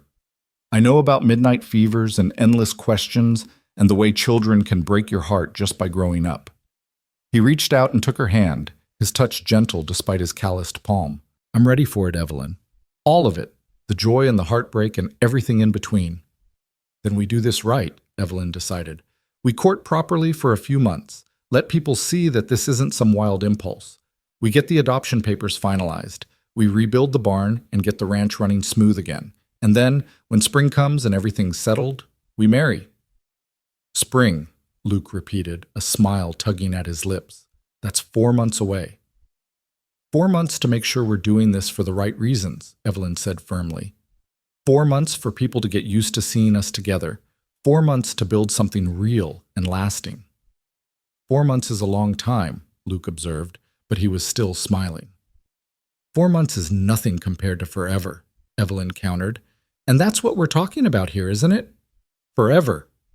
Forever, Luke agreed, squeezing her hand. I can wait 4 months for forever. But forever had a way of arriving faster than expected, and the path to it was rarely smooth. 2 weeks after their conversation, a woman arrived at the ranch in an expensive carriage, dressed in black silk that spoke of mourning and money in equal measure. She introduced herself as Elena Ward, and she'd come all the way from Philadelphia with news that shattered the fragile peace they'd been building. I'm Sarah Morrison's aunt, she explained, sitting stiffly in Evelyn's parlor while the twins napped upstairs. Her mother's sister. I only just learned of her death through a letter from Sheriff Morrison. I came as quickly as I could. Evelyn felt ice form in her stomach. I'm so sorry for your loss, Mrs. Ward. Sarah must have been very dear to you. She was my goddaughter, Elena said, her voice tight with grief. I helped raise her after her mother died. I was at her wedding. I sent gifts when the twins were born. She paused, composing herself. And now I'm here to collect them. To take them home to Philadelphia where they belong. No. The word was out of Luke's mouth before he could stop it. He'd been standing near the door, but now he stepped forward, his face hard. Those babies are staying here. Elena turned to look at him with cool, appraising eyes. And who are you, exactly? Luke Heron. I'm the one who found them after the attack. I'm the one who brought them here to safety. Then I'm grateful to you, Mr. Heron, Elena said, her tone softening slightly. Truly, but gratitude doesn't change the facts. Those children are my great-nieces. They're family. They belong with me. Evelyn found her voice, though it shook. Mrs. Ward, with all due respect, Sheriff Morrison has already agreed to transfer guardianship to me. The papers are being drawn up as we speak. Tom Morrison is a good man, but he's grieving, Elena said. He's not thinking clearly about what's best for those children long term. They need more than a ranch in the middle of nowhere can provide. They need education, culture, opportunities. They need a proper home. This is a proper home, Luke said, his voice dangerous. These babies have been thriving here. They're loved and cared for. You can't just show up and take them away. I can, actually, Elena said, though she didn't sound happy about it. I'm their closest living relative besides Tom, and I have the means to provide for them properly. Any judge would rule in my favor. Then we'll fight you in court, Evelyn said, though her heart was sinking. She knew Elena was probably right. A wealthy relative from back east versus a widow rancher in Nebraska? The law would favor blood and money every time. Please don't make this a fight, Elena said, and for the first time Evelyn heard real emotion in her voice. I know you've grown attached to them. I can see that you've cared for them well, but they're all I have left of Sarah. Can you understand that? They're all I have left. The words hit Evelyn like a physical blow because she did understand. She understood exactly what it felt like to lose everything and cling desperately to what remained. She understood grief and loneliness and the aching need for family, but understanding didn't make it hurt any less. "When?" she asked quietly. "When do you want to take them?" "I have a hotel room in town," Elena said. "I thought I'd stay a few days, get to know them a bit. Then we'd travel back to Philadelphia together." She paused. "I'm not a monster, Mrs. Carter. I know this is hard for you, but I truly believe this is what's best for Grace and Faith." After Elena left, promising to return the next day, Evelyn went upstairs to where the twins were sleeping. She stood over their cradle, tears streaming down her face, as she watched their small chests rise and fall with each breath. Luke came up behind her, wrapping his arms around her waist and pulling her back against his chest. "We can't let this happen," he said fiercely. "We can't let her take them." "What choice do we have?" Evelyn asked brokenly. "She's right, Luke. Any court would side with her. She's family. She's wealthy. She can give them things we never could." "She can give them money and fancy schools," Luke said. "But can she give them what they really need? Can she love them the way you do, the way we do?" "Love might not be enough," Evelyn whispered. "It wasn't enough to save my daughter from fever. It wasn't enough to keep Thomas alive. Maybe love is never enough." Luke turned her around, his hands on her shoulders, forcing her to look at him. "Don't say that. Don't you dare give up on them without a fight." "What kind of fight?" Evelyn demanded. "We have no legal claim, no family connection. We're just the people who happened to be here when they needed help. That doesn't give us rights to them." "Then we make it give us rights," Luke said. "We marry now, today. We go to town and get married, and then you're not a widow alone anymore. You're part of a married couple with a stable home and a working ranch. That has to count for something." "It's not enough time," Evelyn protested. "People will say we're only marrying for the babies, that it's not real." "Then let them say it," Luke said. "I don't care what people think. I care about keeping those babies safe with people who love them. I care about you and me and the family we're trying to build. Everything else can go to hell." Evelyn looked up at him, at this man who'd somehow become essential to her in just a few short weeks. He was right, she realized. They could fight. They could at least try. "All right," she said. "All right, yes. Let's go to town. Let's get married and show Elena Ward that those babies have a real family here. Maybe it won't change anything, but at least we'll have tried." They married that afternoon in the small church in town, with Sheriff Morrison as their witness and the preacher looking slightly confused about the rushed ceremony. Evelyn wore her best dress, the green one she'd worn to her first wedding so many years ago, and Luke wore clean clothes that Charlie had pressed for him. They spoke their vows quickly, urgently, as if speed could somehow make them more binding. "I, Luke Heron, take you, Evelyn Carter, to be my lawfully wedded wife, to have and to hold from this day forward, for better or worse, for richer or poorer, in sickness and in health, until death do us part. I, Evelyn Carter, take you, Luke Heron, to be my lawfully wedded husband, to have and to hold from this day forward, for better or worse, for richer or poorer, in sickness and in health, until death do us part." The words should have felt momentous, life-changing.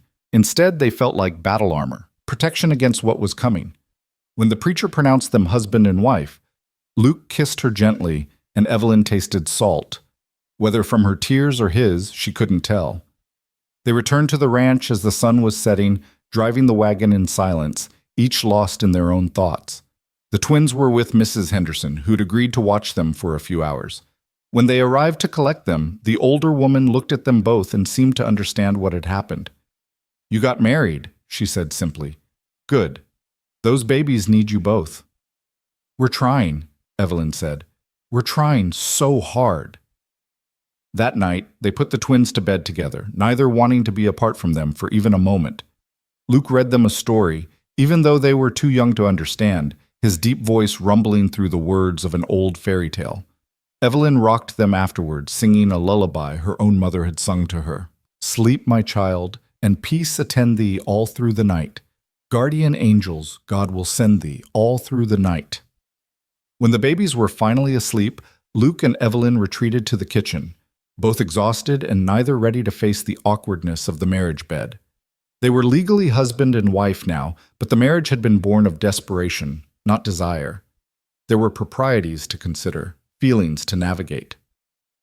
"I'll sleep in Thomas's study," Luke said quietly. Same as I have been. We don't need to. This marriage is for the babies. We can figure out the rest later. Luke, Evelyn started, not sure what she wanted to say. It's all right, he assured her. I'm not expecting anything just because we said vows today. When things settle, when we're sure the babies are safe, then we can think about what comes next for us. Until then, I'm content to wait. Evelyn felt a rush of gratitude and something deeper, respect perhaps for this man who could have demanded his rights as a husband, but instead chose to give her space and time.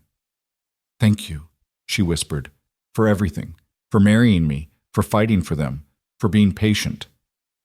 I'm fighting for us, Luke corrected gently. All of us. You, me, those babies. We're a family now, legal and true. And nobody, not Elena Ward, not any judge, not anybody, is going to tear us apart without the fight of their lives. Elena returned the next morning, and Evelyn met her at the door with Luke at her side, their unified front deliberate and clear. Mrs. Ward, Evelyn said, before you say anything, there's something you should know. Luke and I were married yesterday. Those babies now have 2 parents, not just one. We're a legal family. Elena's eyes widened, then narrowed. How convenient. A marriage that happens to occur just as I arrive to claim the children. The timing might be convenient, Luke said evenly, but the feelings aren't new. Mrs. Carter and I have been planning this for weeks. Your arrival just moved up our timeline. I see, Elena said, though her tone suggested she didn't believe them. Well, congratulations on your marriage, but it doesn't change the fundamental facts. I'm still the children's closest blood relative, and I still intend to take them home. Then let's make a compromise, Evelyn said, the idea forming even as she spoke. Stay here for a while. A week, maybe 2. See how the babies are doing. See how they respond to you versus how they respond to us. If, at the end of that time, you truly believe they'd be better off in Philadelphia than here with us, then we won't fight you. It was a risk, a terrible risk, but Evelyn couldn't think of any other option. At least this way, they'd have time. Time for Elena to see how much the babies thrived here, how loved they were. Elena considered this, her sharp eyes moving between Evelyn and Luke. 2 weeks, she said finally. I'll stay 2 weeks. But I'm not promising anything, Mrs. Heron. If I still believe Philadelphia is best for them at the end of that time, I'm taking them, and I'll get a court order if I have to. Fair enough, Evelyn agreed, though nothing about this felt fair at all. The next 2 weeks were the longest of Evelyn's life. Elena took a room at the ranch house, insisting on being close to the babies, and her presence changed everything. She watched constantly, evaluating every interaction, every decision. She questioned Evelyn's feeding schedule, suggested the babies needed more stimulation, criticized the makeshift cradle arrangement. They should have proper cribs, she said one morning, examining the dresser drawer where the twins still slept. This is quaint, but hardly appropriate for children of their station. Their station? Luke asked, his voice tight with controlled anger. They're 4-month-old babies, Mrs. Ward. They don't have a station. They have needs, and those needs are being met just fine. Are they? Elena challenged. Are you prepared to give them music lessons, foreign language instruction, introduction to society? These are Morrison girls, Mr. Heron. They come from good family. They deserve better than a rough life on a cattle ranch. They deserve love, Evelyn interjected, her patience fraying. They deserve to be wanted for who they are, not what they represent. They deserve people who'll hold them when they cry and celebrate when they smile. Can you give them that, Mrs. Ward? Or are you just trying to fill the hole Sarah left? It was harsh, harsher than Evelyn had intended, but Elena didn't flinch. Instead, her composure cracked just slightly, and Evelyn saw the raw grief underneath. Yes, Elena said quietly. Yes, I'm trying to fill the hole Sarah left. Is that so wrong? She was like a daughter to me. I loved her. I love these babies because they're part of her. Because when I look at them, I see Sarah's eyes looking back at me. She turned away, her shoulders shaking. You think you're the only ones who love them? You think you're the only ones who'd be devastated to lose them? Evelyn felt her anger drain away, replaced by a deep, aching sympathy. This wasn't a villain trying to steal her children. This was another grieving woman, trying desperately to hold on to the last pieces of someone she'd loved. "I don't think that," Evelyn said gently. "I know you love them. I know you're doing what you think is best. But Mrs. Ward, Elena, love means doing what's best for them, not what's easiest for us. And what's best for babies this young is stability, familiarity, people they already know and trust." "They don't know me yet," Elena admitted. "But they could, if you gave me the chance." "Then take the chance," Luke suggested. "Stay here, not as someone evaluating whether to take them, but as their aunt. Be part of their lives without trying to control every aspect. Let them have all of us, you, me, Evelyn, Sheriff Morrison. Let them have a big family that loves them instead of forcing them to choose." Elena looked at him, surprised. "You'd allow that? Even after everything I've said?" "It's not about what I allow," Luke said. "It's about what's right. Those babies lost their parents. They shouldn't have to lose anyone else if they don't have to. You want to be part of their lives? Be part of their lives. Come visit, write letters, send gifts. Be Aunt Elena who loves them and spoils them. Just don't take them away from the only home they've known since the tragedy." The words hung in the air, and Evelyn held her breath, waiting. This was the moment that would decide everything, whether they'd be able to keep the family they'd built or whether it would all come crashing down. Elena walked to the window, looking out at the prairie stretching endlessly in all directions. When she turned back, her eyes were wet but clear. "All right," she said. "All right, I'll stay. Not for 2 weeks, just for a few more days. And I'll watch. Really watch. Not looking for flaws, but looking for truth. And then I'll decide." Those few days were tense but revelatory. Elena stopped criticizing and started observing. She watched as Luke paced the floor at midnight with a crying grace, his patience never wavering even as exhaustion pulled at his features. She watched as Evelyn tended to Faith through a bout of colic, her touch gentle and sure, her murmured words full of love. She watched as the twins' faces lit up when either Luke or Evelyn entered the room, how they settled at the sound of familiar voices, how they seemed to know, even at their young age, that they were safe here. On the 4th day, Elena came to breakfast with decision in her eyes. Evelyn's heart stopped, certain this was the moment they'd lose everything. But instead of demanding to pack the baby's things, Elena simply said, "Tell me about your plans for them, not just for now, but for later, for when they're grown." So they told her about the school they'd build on ranch land, bringing in a teacher so the twins and other ranch children could get a proper education, about the music lessons they'd arrange, bringing in someone from town once they were old enough, about the trips they'd take, showing the girls the world beyond the prairie, about the stories they'd tell of Sarah and Jacob, making sure the twins knew where they came from and how much their birth parents had loved them. "We can't give them everything a city could," Evelyn admitted. "We can't give them opera houses or museums or fancy society, but we can give them roots. We can give them land and sky and freedom. We can give them love that doesn't depend on them being perfect or proper. We can give them a home." Elena listened to all of it, her face unreadable. Then she stood and walked to where the twins lay in their cradle, looking down at them with an expression that broke Evelyn's heart. "Sarah loved you so much," Elena whispered to the sleeping babies.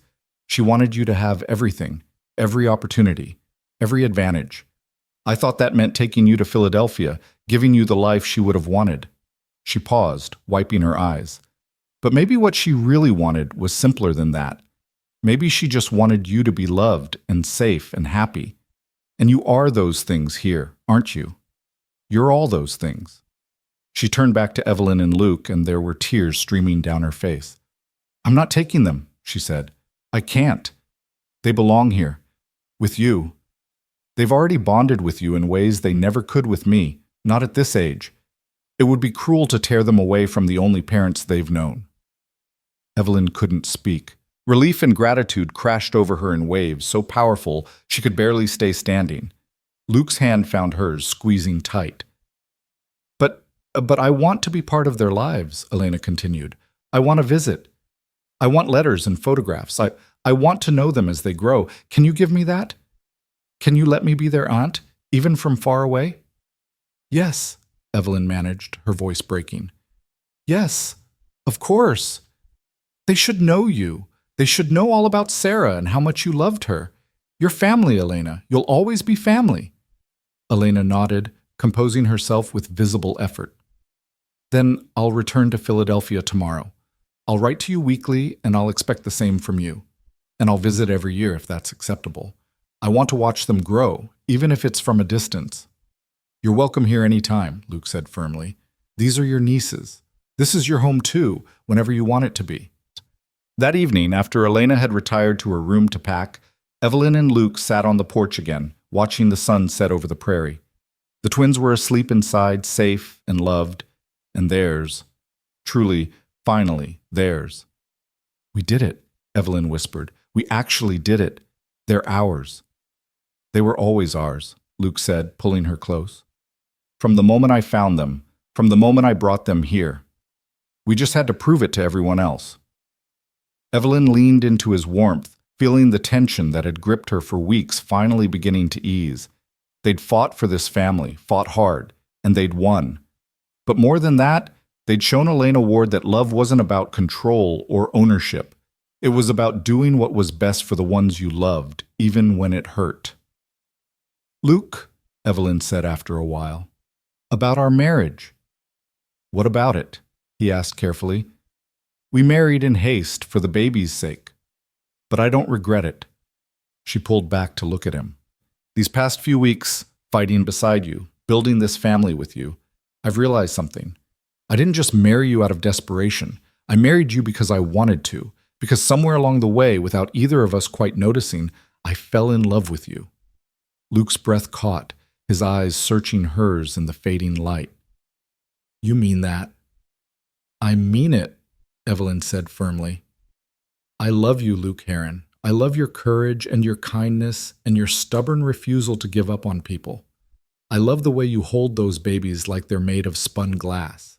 I love the way you look at me like I'm strong enough to weather any storm. I love you, and I want this marriage to be real in every way, not just on paper. Luke cupped her face in his hands, his touch reverent. Evelyn Carter Heron, he said, tasting her new name on his tongue. I've loved you since the night I brought those babies here, and you took them without question. I've loved you through every midnight feeding and every moment of fear. I've loved you in every way a man can love a woman, and I always will, forever. He kissed her then, properly this time. Not the chaste kiss of their wedding ceremony, but something deeper, fuller, a promise of everything to come. When they finally pulled apart, both were breathless and smiling. Come to bed with me, Evelyn said softly. Not to Thomas's study, but to our room. Let's start being husband and wife for real. Are you sure? Luke asked, always careful, always giving her the choice. I'm sure, Evelyn said. I'm sure of you, of us, of this life we're building. I'm ready, Luke. I'm ready for all of it. They went inside together, checking on the sleeping twins one last time before retiring to the bedroom that had been Evelyn's alone, but would now be theirs to share. And in the quiet darkness, with the prairie wind singing outside their window, they made their marriage complete, joining their lives and their hearts in the most fundamental way. Later, lying in Luke's arms with her head on his chest, listening to the steady beat of his heart, Evelyn thought about everything that had brought them to this moment. The tragedy and loss, the fear and fighting, the impossible choices and desperate hopes. It had all led here, to this perfect peace, to this small family built from broken pieces. Thank you, she whispered into the darkness. For what? Luke asked, his voice drowsy and content. For being the kind of man who saves babies in the wilderness. For riding 30 miles when you were half dead from exhaustion. For staying when it would have been easier to leave. For loving me and those girls with everything you have. She paused. For giving me a reason to hope again. Luke's arms tightened around her. You're the one who gave me a reason to stay in one place. You're the one who showed me what home could feel like. You're the one who took in 2 orphaned babies and a broken-down cowboy and made us all into a family. He kissed the top of her head. If anyone should be saying thank you, it's me. Then we're both grateful, Evelyn murmured, sleep pulling at her. Both blessed. Both home, Luke agreed, and those were the last words either of them spoke before sleep claimed them, wrapped in each other's arms, secure in the knowledge that whatever came next, they'd face it together. Morning came soft and golden, sunlight spilling through the bedroom window like honey. Evelyn woke to find Luke already awake, propped on one elbow, watching her with an expression so tender it made her chest ache. "Good morning, Mrs. Heron," he said, his voice still rough with sleep. "Good morning, husband," she replied, testing out the word and finding it fit perfectly. "How long have you been awake?" "Not long, just lying here thinking about how different everything looks now." He reached out and tucked a strand of hair behind her ear. "How right it all feels." Before Evelyn could respond, a wail from down the hall announced that Grace was awake and displeased about it. Faith joined in a moment later, their cries harmonizing in that particular way that twins seemed to manage. "Duty calls," Evelyn said with a laugh, throwing back the covers. "Welcome to married life with infants." "Wouldn't trade it for anything," Luke said, pulling on his clothes quickly. "You get Grace, I'll get Faith." They worked together with practiced efficiency, changing diapers and preparing bottles, passing the babies between them in an easy rhythm they'd developed over weeks of care. Elena emerged from her guest room as they were settling in to feed the twins, her traveling dress already on, her bags packed and waiting by the door. "You're leaving this morning?" Evelyn asked, surprised. She'd thought Elena would stay for breakfast at least. "I think it's best," Elena said, accepting the cup of coffee Luke poured for her. "The longer I stay, the harder it will be to go. And I need to get back to my life and let you get on with yours." She sat down at the table, watching as Luke fed Faith with gentle confidence. "But I meant what I said. I'll write weekly. I'll visit every year. I want to be part of their story, even if I'm not the main character." "You'll always be an important part," Evelyn assured her. "We'll tell them about Sarah, about how much you loved her and how much you love them. They'll know their Aunt Elena." Elena's eyes misted, but she blinked the tears away. "May I hold them? One more time before I go?" They let her take turns holding each twin, rocking them gently and whispering private words that Evelyn couldn't hear and didn't try to. This was Elena's goodbye, her moment to grieve what might have been while accepting what was. When she finally handed Faith back to Evelyn, her face was composed but her hands shook slightly. "Take care of them," she said. "Love them enough for all of us who can't be here. And Luke," she turned to him, "thank you. For saving them when no one else could. For being the kind of man who risks everything for children who aren't even his own." "They are mine," Luke said quietly. "Maybe not by blood, but in every way that matters. They're mine." Elena nodded, understanding. Then she gathered her things, accepted Luke's offer to drive her to town to catch the eastbound train, and left without looking back. Evelyn stood on the porch with the twins in her arms, watching the wagon disappear down the road, and felt the last piece of tension finally release from her shoulders. They were safe. The babies were truly, legally, permanently theirs. No one could take them away now. The weeks that followed settled into a new normal that felt less like surviving and more like actually living. The barn had to be rebuilt, and Luke threw himself into the work with the help of Charlie and the other hands. Evelyn would bring the twins out in the afternoon, laying them on a blanket in the shade, while she watched the structure slowly take shape. "You're doing it different from how Thomas built it," she observed one day, studying the new design. Luke paused in his hammering, wiping sweat from his forehead. "Hope that's all right. Just thought we could improve on the original design. Better ventilation, stronger support beams. Thomas built a good barn, but I figure we can build a better one." Evelyn smiled at the careful way he acknowledged her late husband while still putting his own stamp on things. That was Luke's way, respectful of the past, but not imprisoned by it. "I think it's perfect." Thomas would approve of making improvements. He always said a smart man learns from what came before, but isn't afraid to try something new. "He sounds like he was a good man," Luke said, coming to sit beside her on the blanket. Grace immediately grabbed for his finger, her tiny fist closing around it with surprising strength. "He was," Evelyn agreed. "Good and kind and steady, but Luke," she turned to face him, "you need to know that loving him doesn't mean I love you less. They're different loves, for different times in my life. What I had with Thomas was real and precious. What I have with you is equally real and precious. Neither one diminishes the other." Luke lifted her hand to his lips, kissing her knuckles. "I know, and I'm not competing with his memory. I just want to be worthy of you and these babies, whatever that takes." "You already are," Evelyn said softly. "You were worthy the moment you chose to bring them here, instead of taking the easier path." As autumn deepened into winter, the ranch thrived under their joint management. Luke proved to have a head for business that complemented Evelyn's practical skills, and together they made decisions that strengthened both the ranch's finances and its reputation.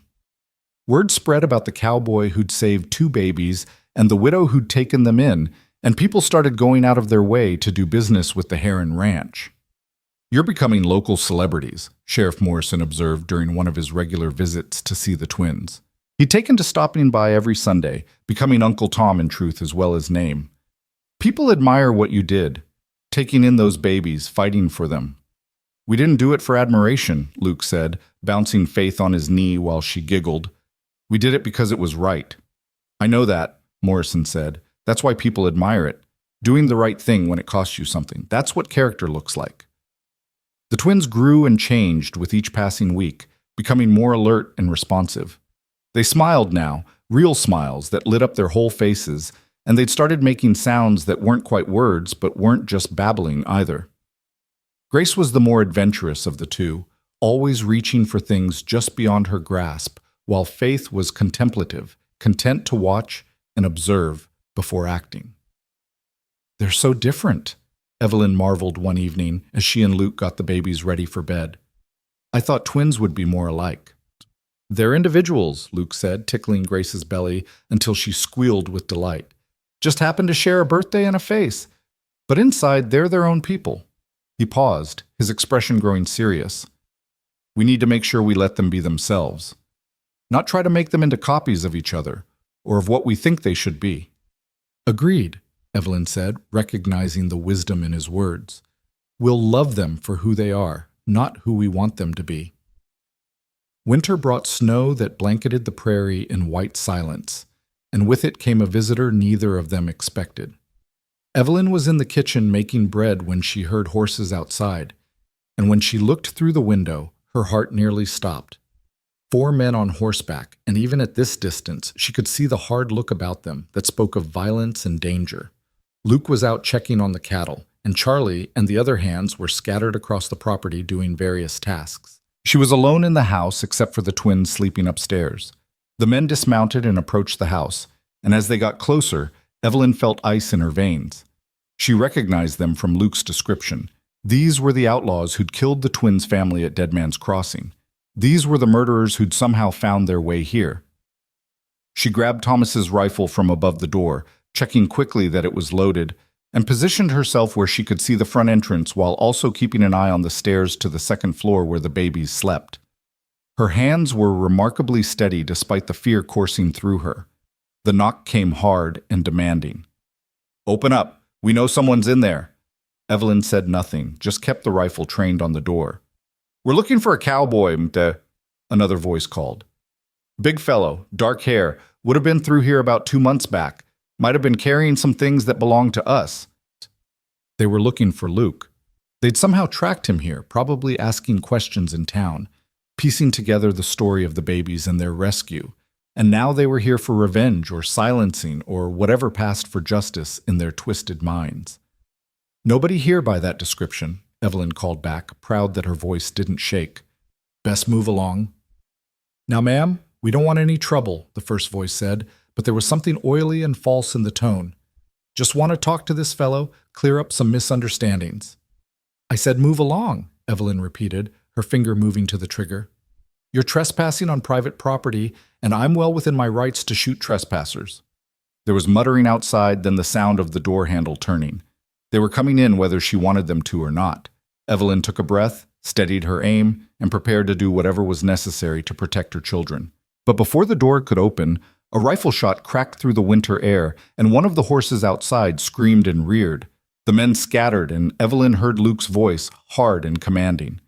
"Next shot won't be over your heads. Get on your horses and ride out, or I'll drop every one of you where you stand." She moved to the window and saw Luke standing by the barn, his rifle raised, with Charlie and 3 other hands spreading out behind him. The outlaws were outnumbered and exposed, and they knew it. "This ain't over," one of them snarled. You can't watch your back forever, cowboy. Maybe not, Luke said, his voice carrying across the yard. But I can watch it today. And Sheriff Morrison knows all your faces. You so much as show up in this county again, you'll hang. Now ride. The men mounted up and left at a gallop, throwing curses over their shoulders. Luke waited until they were out of sight before lowering his rifle and running to the house. He burst through the door to find Evelyn still holding Thomas's rifle, her whole body shaking now that the danger had passed. "Are you all right?" he demanded, pulling her into his arms, rifle and all. "Did they hurt you? Did they get inside?" "No, I'm fine. The babies are fine," Evelyn managed. "But, Luke, they were looking for you. They tracked you here." "I know," Luke said grimly. "I saw them ride up from the north pasture, recognized them immediately. That's why I came in fast and got the men together." He pulled back to look at her face. "Evelyn, I'm so sorry. I brought this danger to your door. If they'd hurt you or the babies—" "But they didn't," Evelyn interrupted. "You got here in time. We're all safe." "This time," Luke said. "But they meant what they said. They'll be back or they'll send others. I can't let that happen. I can't put you and the babies at risk." Evelyn felt her stomach drop. "What are you saying?" "I'm saying I need to end this," Luke said. "Those men killed 5 people and got away with it. They think they can come here and threaten my family. I can't let that stand." "Luke Heron, you are not going after 4 armed outlaws alone," Evelyn said fiercely. "I won't allow it. We'll get the sheriff. We'll get a proper posse together." "By the time Morrison gets here, they'll be long gone," Luke argued. "And next time they come, they'll come when I'm not here to stop them, when you're alone with the babies." His jaw set stubbornly. "I have to do this, Evelyn. I have to make sure they can never threaten you again." "And what if they kill you?" Evelyn demanded, her voice breaking. "What if you ride out there and don't come back? Those babies will lose another father, and I'll lose—" She couldn't finish, couldn't voice the thought of losing him. Luke cupped her face in his hands, his expression anguished. "I'll come back. I swear to you, I'll come back. But I can't sit here knowing they're out there, knowing they could return any time. I won't live like that, and I won't make you live like that." They stood frozen, locked in that terrible moment of decision. Then Charlie cleared his throat from the doorway. "Begging your pardon, boss, but you're not going alone. Me and the boys, we all heard what happened at Dead Man's Crossing. We all know what those men did. If you're going after them, we're going with you." He paused. "Besides, Mrs. Heron's right. 4 against 1 is suicide odds. 4 against 6? That's more reasonable." Luke looked at his men, seeing their grim determination, then back at Evelyn. "If I take the men, you'll be alone here." "I'll be fine," Evelyn said, though her heart was screaming at him not to go. "I can handle the ranch for a few days. Mrs. Henderson can come stay with me and the babies. Just promise me you'll be careful. Promise me you'll come back." "I promise," Luke said, sealing it with a kiss that felt like both farewell and vow. "I'll come back to you. Always." They rode out within the hour, 6 men on 6 horses, tracking 4 outlaws across the frozen prairie. Evelyn watched them go from the porch, the twins bundled in her arms, and prayed harder than she'd ever prayed in her life. Mrs. Henderson arrived that evening, took one look at Evelyn's face, and immediately took over the cooking and baby care, insisting that Evelyn rest even though rest was impossible. The next 2 days crawled by in agony. Every sound made Evelyn jump, certain it was either the outlaws returning or someone coming to tell her Luke was dead. On the 3rd day, Sheriff Morrison arrived with news. "They found them," he said without preamble. "Your husband and his men caught up with those outlaws at an abandoned line shack near the border. There was a fight." Evelyn's knees went weak, and she had to sit down. "Is he—" "He's alive," Morrison said quickly. "Luke's alive. Got winged by a bullet. Nothing serious. But the dock in town is patching him up now. 2 of the outlaws are dead, the other 2 are in my jail awaiting trial. It's over, Mrs. Heron. Those men won't be threatening anyone ever again." Relief crashed over Evelyn so powerfully she couldn't speak, could only sit there with tears streaming down her face while Mrs. Henderson made comforting noises and the sheriff shifted awkwardly. "There's more," Morrison said when she'd composed herself. "The outlaws had reward money on their heads. Turns out they'd been wanted for robberies and murders all across 3 territories. The reward money, It's substantial. Almost $3,000. That's yours and Luke's, split with the men who helped bring them in. $3,000. That was more money than the ranch made in 2 good years. That was enough to expand the herd, build a proper school, secure the twins' futures. We don't want blood money, Evelyn said immediately. Those men died because of what they did to the twins' family. Any money from their capture should go toward helping other victims. Noble sentiment, Morrison said, but there's a practical side to consider. That money could make your life a lot easier, could give those babies more opportunities. We'll think about it, Evelyn said. Right now, I just want my husband home. Luke returned that evening, his left arm in a sling, his face exhausted but triumphant. Evelyn ran to him, careful of his injury, and he caught her with his good arm, holding her tight. Told you I'd come back, he murmured into her hair. You got shot, she accused, pulling back to examine the bandage. Barely a scratch. Doc says I'll be good as new in a few weeks. He looked past her to where the twins were watching from their playpen, eyes wide at all the commotion. Are they all right? Were there any more problems? They're perfect, Evelyn assured him. We've all been perfect, just worried sick about you. That night, after the babies were asleep and Mrs. Henderson had returned to her own home, Luke and Evelyn lay in bed together, his injured arm between them, but their hands clasped tight. I was so scared, Evelyn admitted in the darkness. When you left, I thought I might never see you again. I kept thinking about how I'd only just found you, only just started building this life, and I might lose it all. I'm sorry I put you through that, Luke said, but it had to be done. Those men, they would have kept coming, kept threatening. The only way to keep you and the babies safe was to end it. I know, Evelyn said. I understand why you had to go, but Luke, promise me something. Promise me you won't do anything like that again without talking to me first. We're partners now. We make decisions together. I promise, Luke said. Though I hope there's never a reason to do anything like that again. I've had enough excitement to last a lifetime. Me too, Evelyn agreed. From now on, I vote for boring, peaceful, no more outlaws or life-threatening situations. Luke laughed softly. With 2 babies? Good luck with that. The winter passed into spring, and with it came healing. Luke's arm mended, the ranch prospered, and the twins grew bigger and stronger every day. They started sitting up on their own, then crawling, then pulling themselves up on furniture. Grace took her first steps at 10 months, with Faith following a week later, and suddenly the house was full of tottering, giggling babies getting into everything.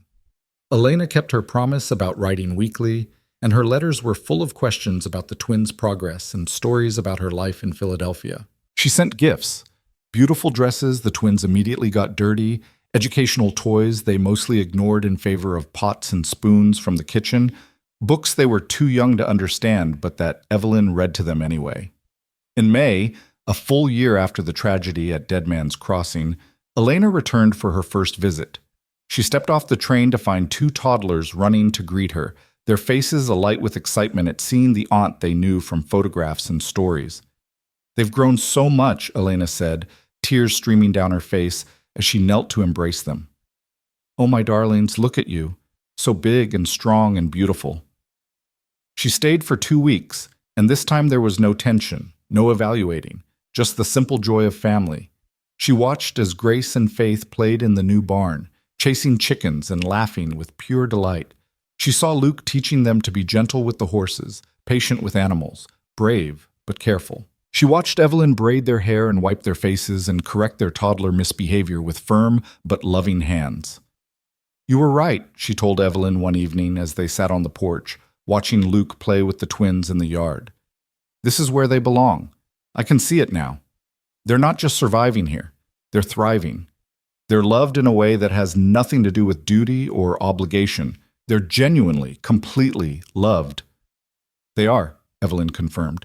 They're the center of our world. Everything we do thinking about what's best for them. Sarah would be happy, Elena said softly, knowing they ended up here with you 2. She'd be grateful. The years rolled on like the prairie seasons. Hot summers and cold winters, spring planting and fall harvests. The twins grew from toddlers to little girls, bright and curious and full of questions.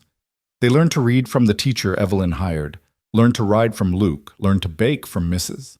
Henderson, learned about their birth parents from the stories everyone told with love and sadness mixed together. On their 5th birthday, Sheriff Morrison brought them each a locket with a photograph of Sarah and Jacob inside, so they could always carry their parents with them. The girls looked at the pictures with solemn faces, trying to remember people they'd never really known. "That's my mama?" Grace asked, touching the photograph. "That was your first mama," Evelyn said gently. "She loved you so much that she hid you to keep you safe. She wanted you to live and be happy, and now Luke and I are your mama and papa too. You have lots of people who love you." "Are you sad they died?" Faith asked in her quiet way. "Yes," Evelyn said honestly. "I'm sad they died, and I'm sad you never got to know them. But I'm grateful they loved you enough to protect you, and I'm grateful I get to be your mama now." "We're grateful too," Grace said, hugging Evelyn fiercely.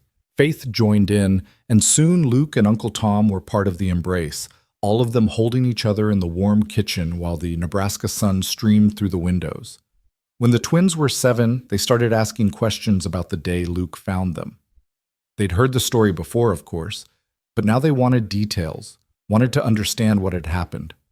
Luke told them the truth, gently but completely, about the bad men and the brave people who died protecting them, about the long ride with 2 babies in his arms, about being so tired he could barely breathe but refusing to stop because they needed him. "Were you scared?" Grace asked. "Terrified," Luke admitted. "I'd never been so scared in my life. Not for me, but for you two. I kept thinking, these babies are depending on me. I can't fail them." "You didn't fail," Faith said firmly. "You saved us." "We saved each other," Luke said, pulling them both close. "You gave me a reason to keep going, and I got you somewhere safe. That's what family does. We save each other." By the time the twins turned 10, they were confident riders, helping with the ranch work alongside the hired hands. They'd become fixtures in the community, known as the Morrison twins who'd survived the Dead Man's Crossing massacre and thrived with the Herons.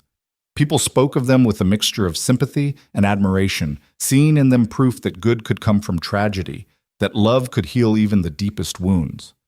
Elena still visited every year, sometimes staying for months at a time. She'd become a beloved fixture too, Aunt Elena, with her Philadelphia stories and her generous gifts and her endless supply of hugs. The twins loved her not despite the fact that she'd once wanted to take them away, but without even knowing that had ever been a possibility. Evelyn and Luke had agreed never to tell them about that difficult time, seeing no reason to burden them with knowledge that might make them feel less secure.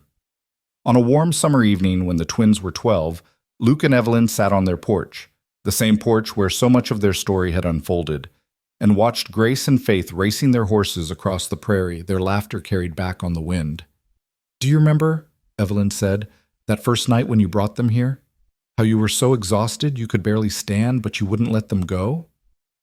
"I remember," Luke said, taking her hand. "I remember thinking this woman is either a saint or a fool, taking in 2 babies from a stranger without question." "Maybe both," Evelyn said with a laugh. "I certainly felt foolish sometimes, especially during those first few months of night feedings and constant worry." "But never sorry?" Luke asked. "Never sorry," Evelyn confirmed. "Not for 1 second. Those girls gave me back my life, Luke. They gave me a reason to hope again, to love again. They gave me you." "I think it was the other way around," Luke said. "I was just drifting before them, going through the motions. They gave me purpose. You gave me home." They sat in comfortable silence, watching their daughters play as the sun began its descent. The twins had Sarah's dark hair and Jacob's smile, but they had Evelyn's determination and Luke's courage. They were themselves, Grace bold and adventurous, Faith thoughtful and kind, but they carried pieces of everyone who loved them. "Papa," Grace called, racing her horse toward the house. "Mama, come see what we found."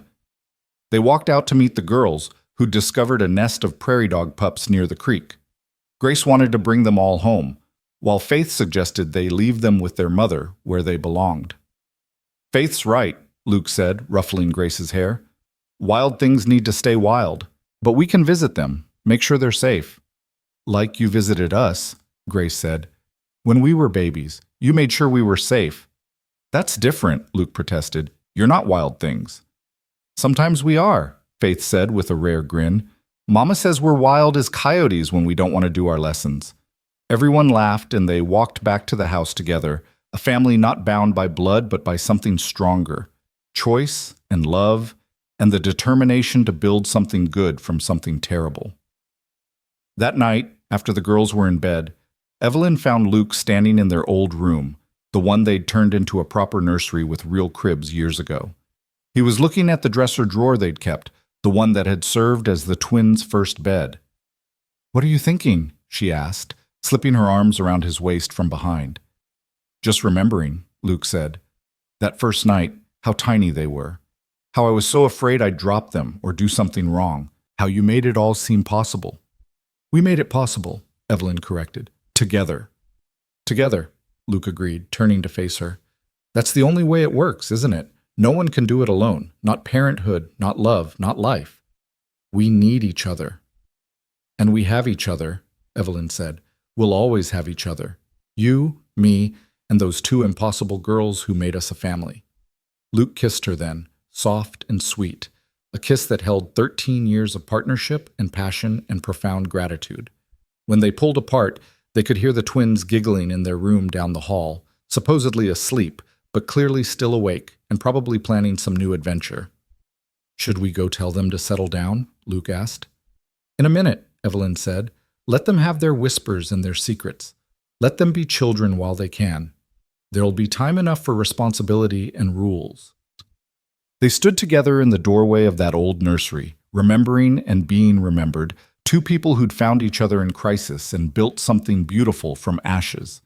The Nebraska night wrapped around the ranch like a blanket, and somewhere in the darkness, coyotes called to each other, their voices rising and falling in ancient song.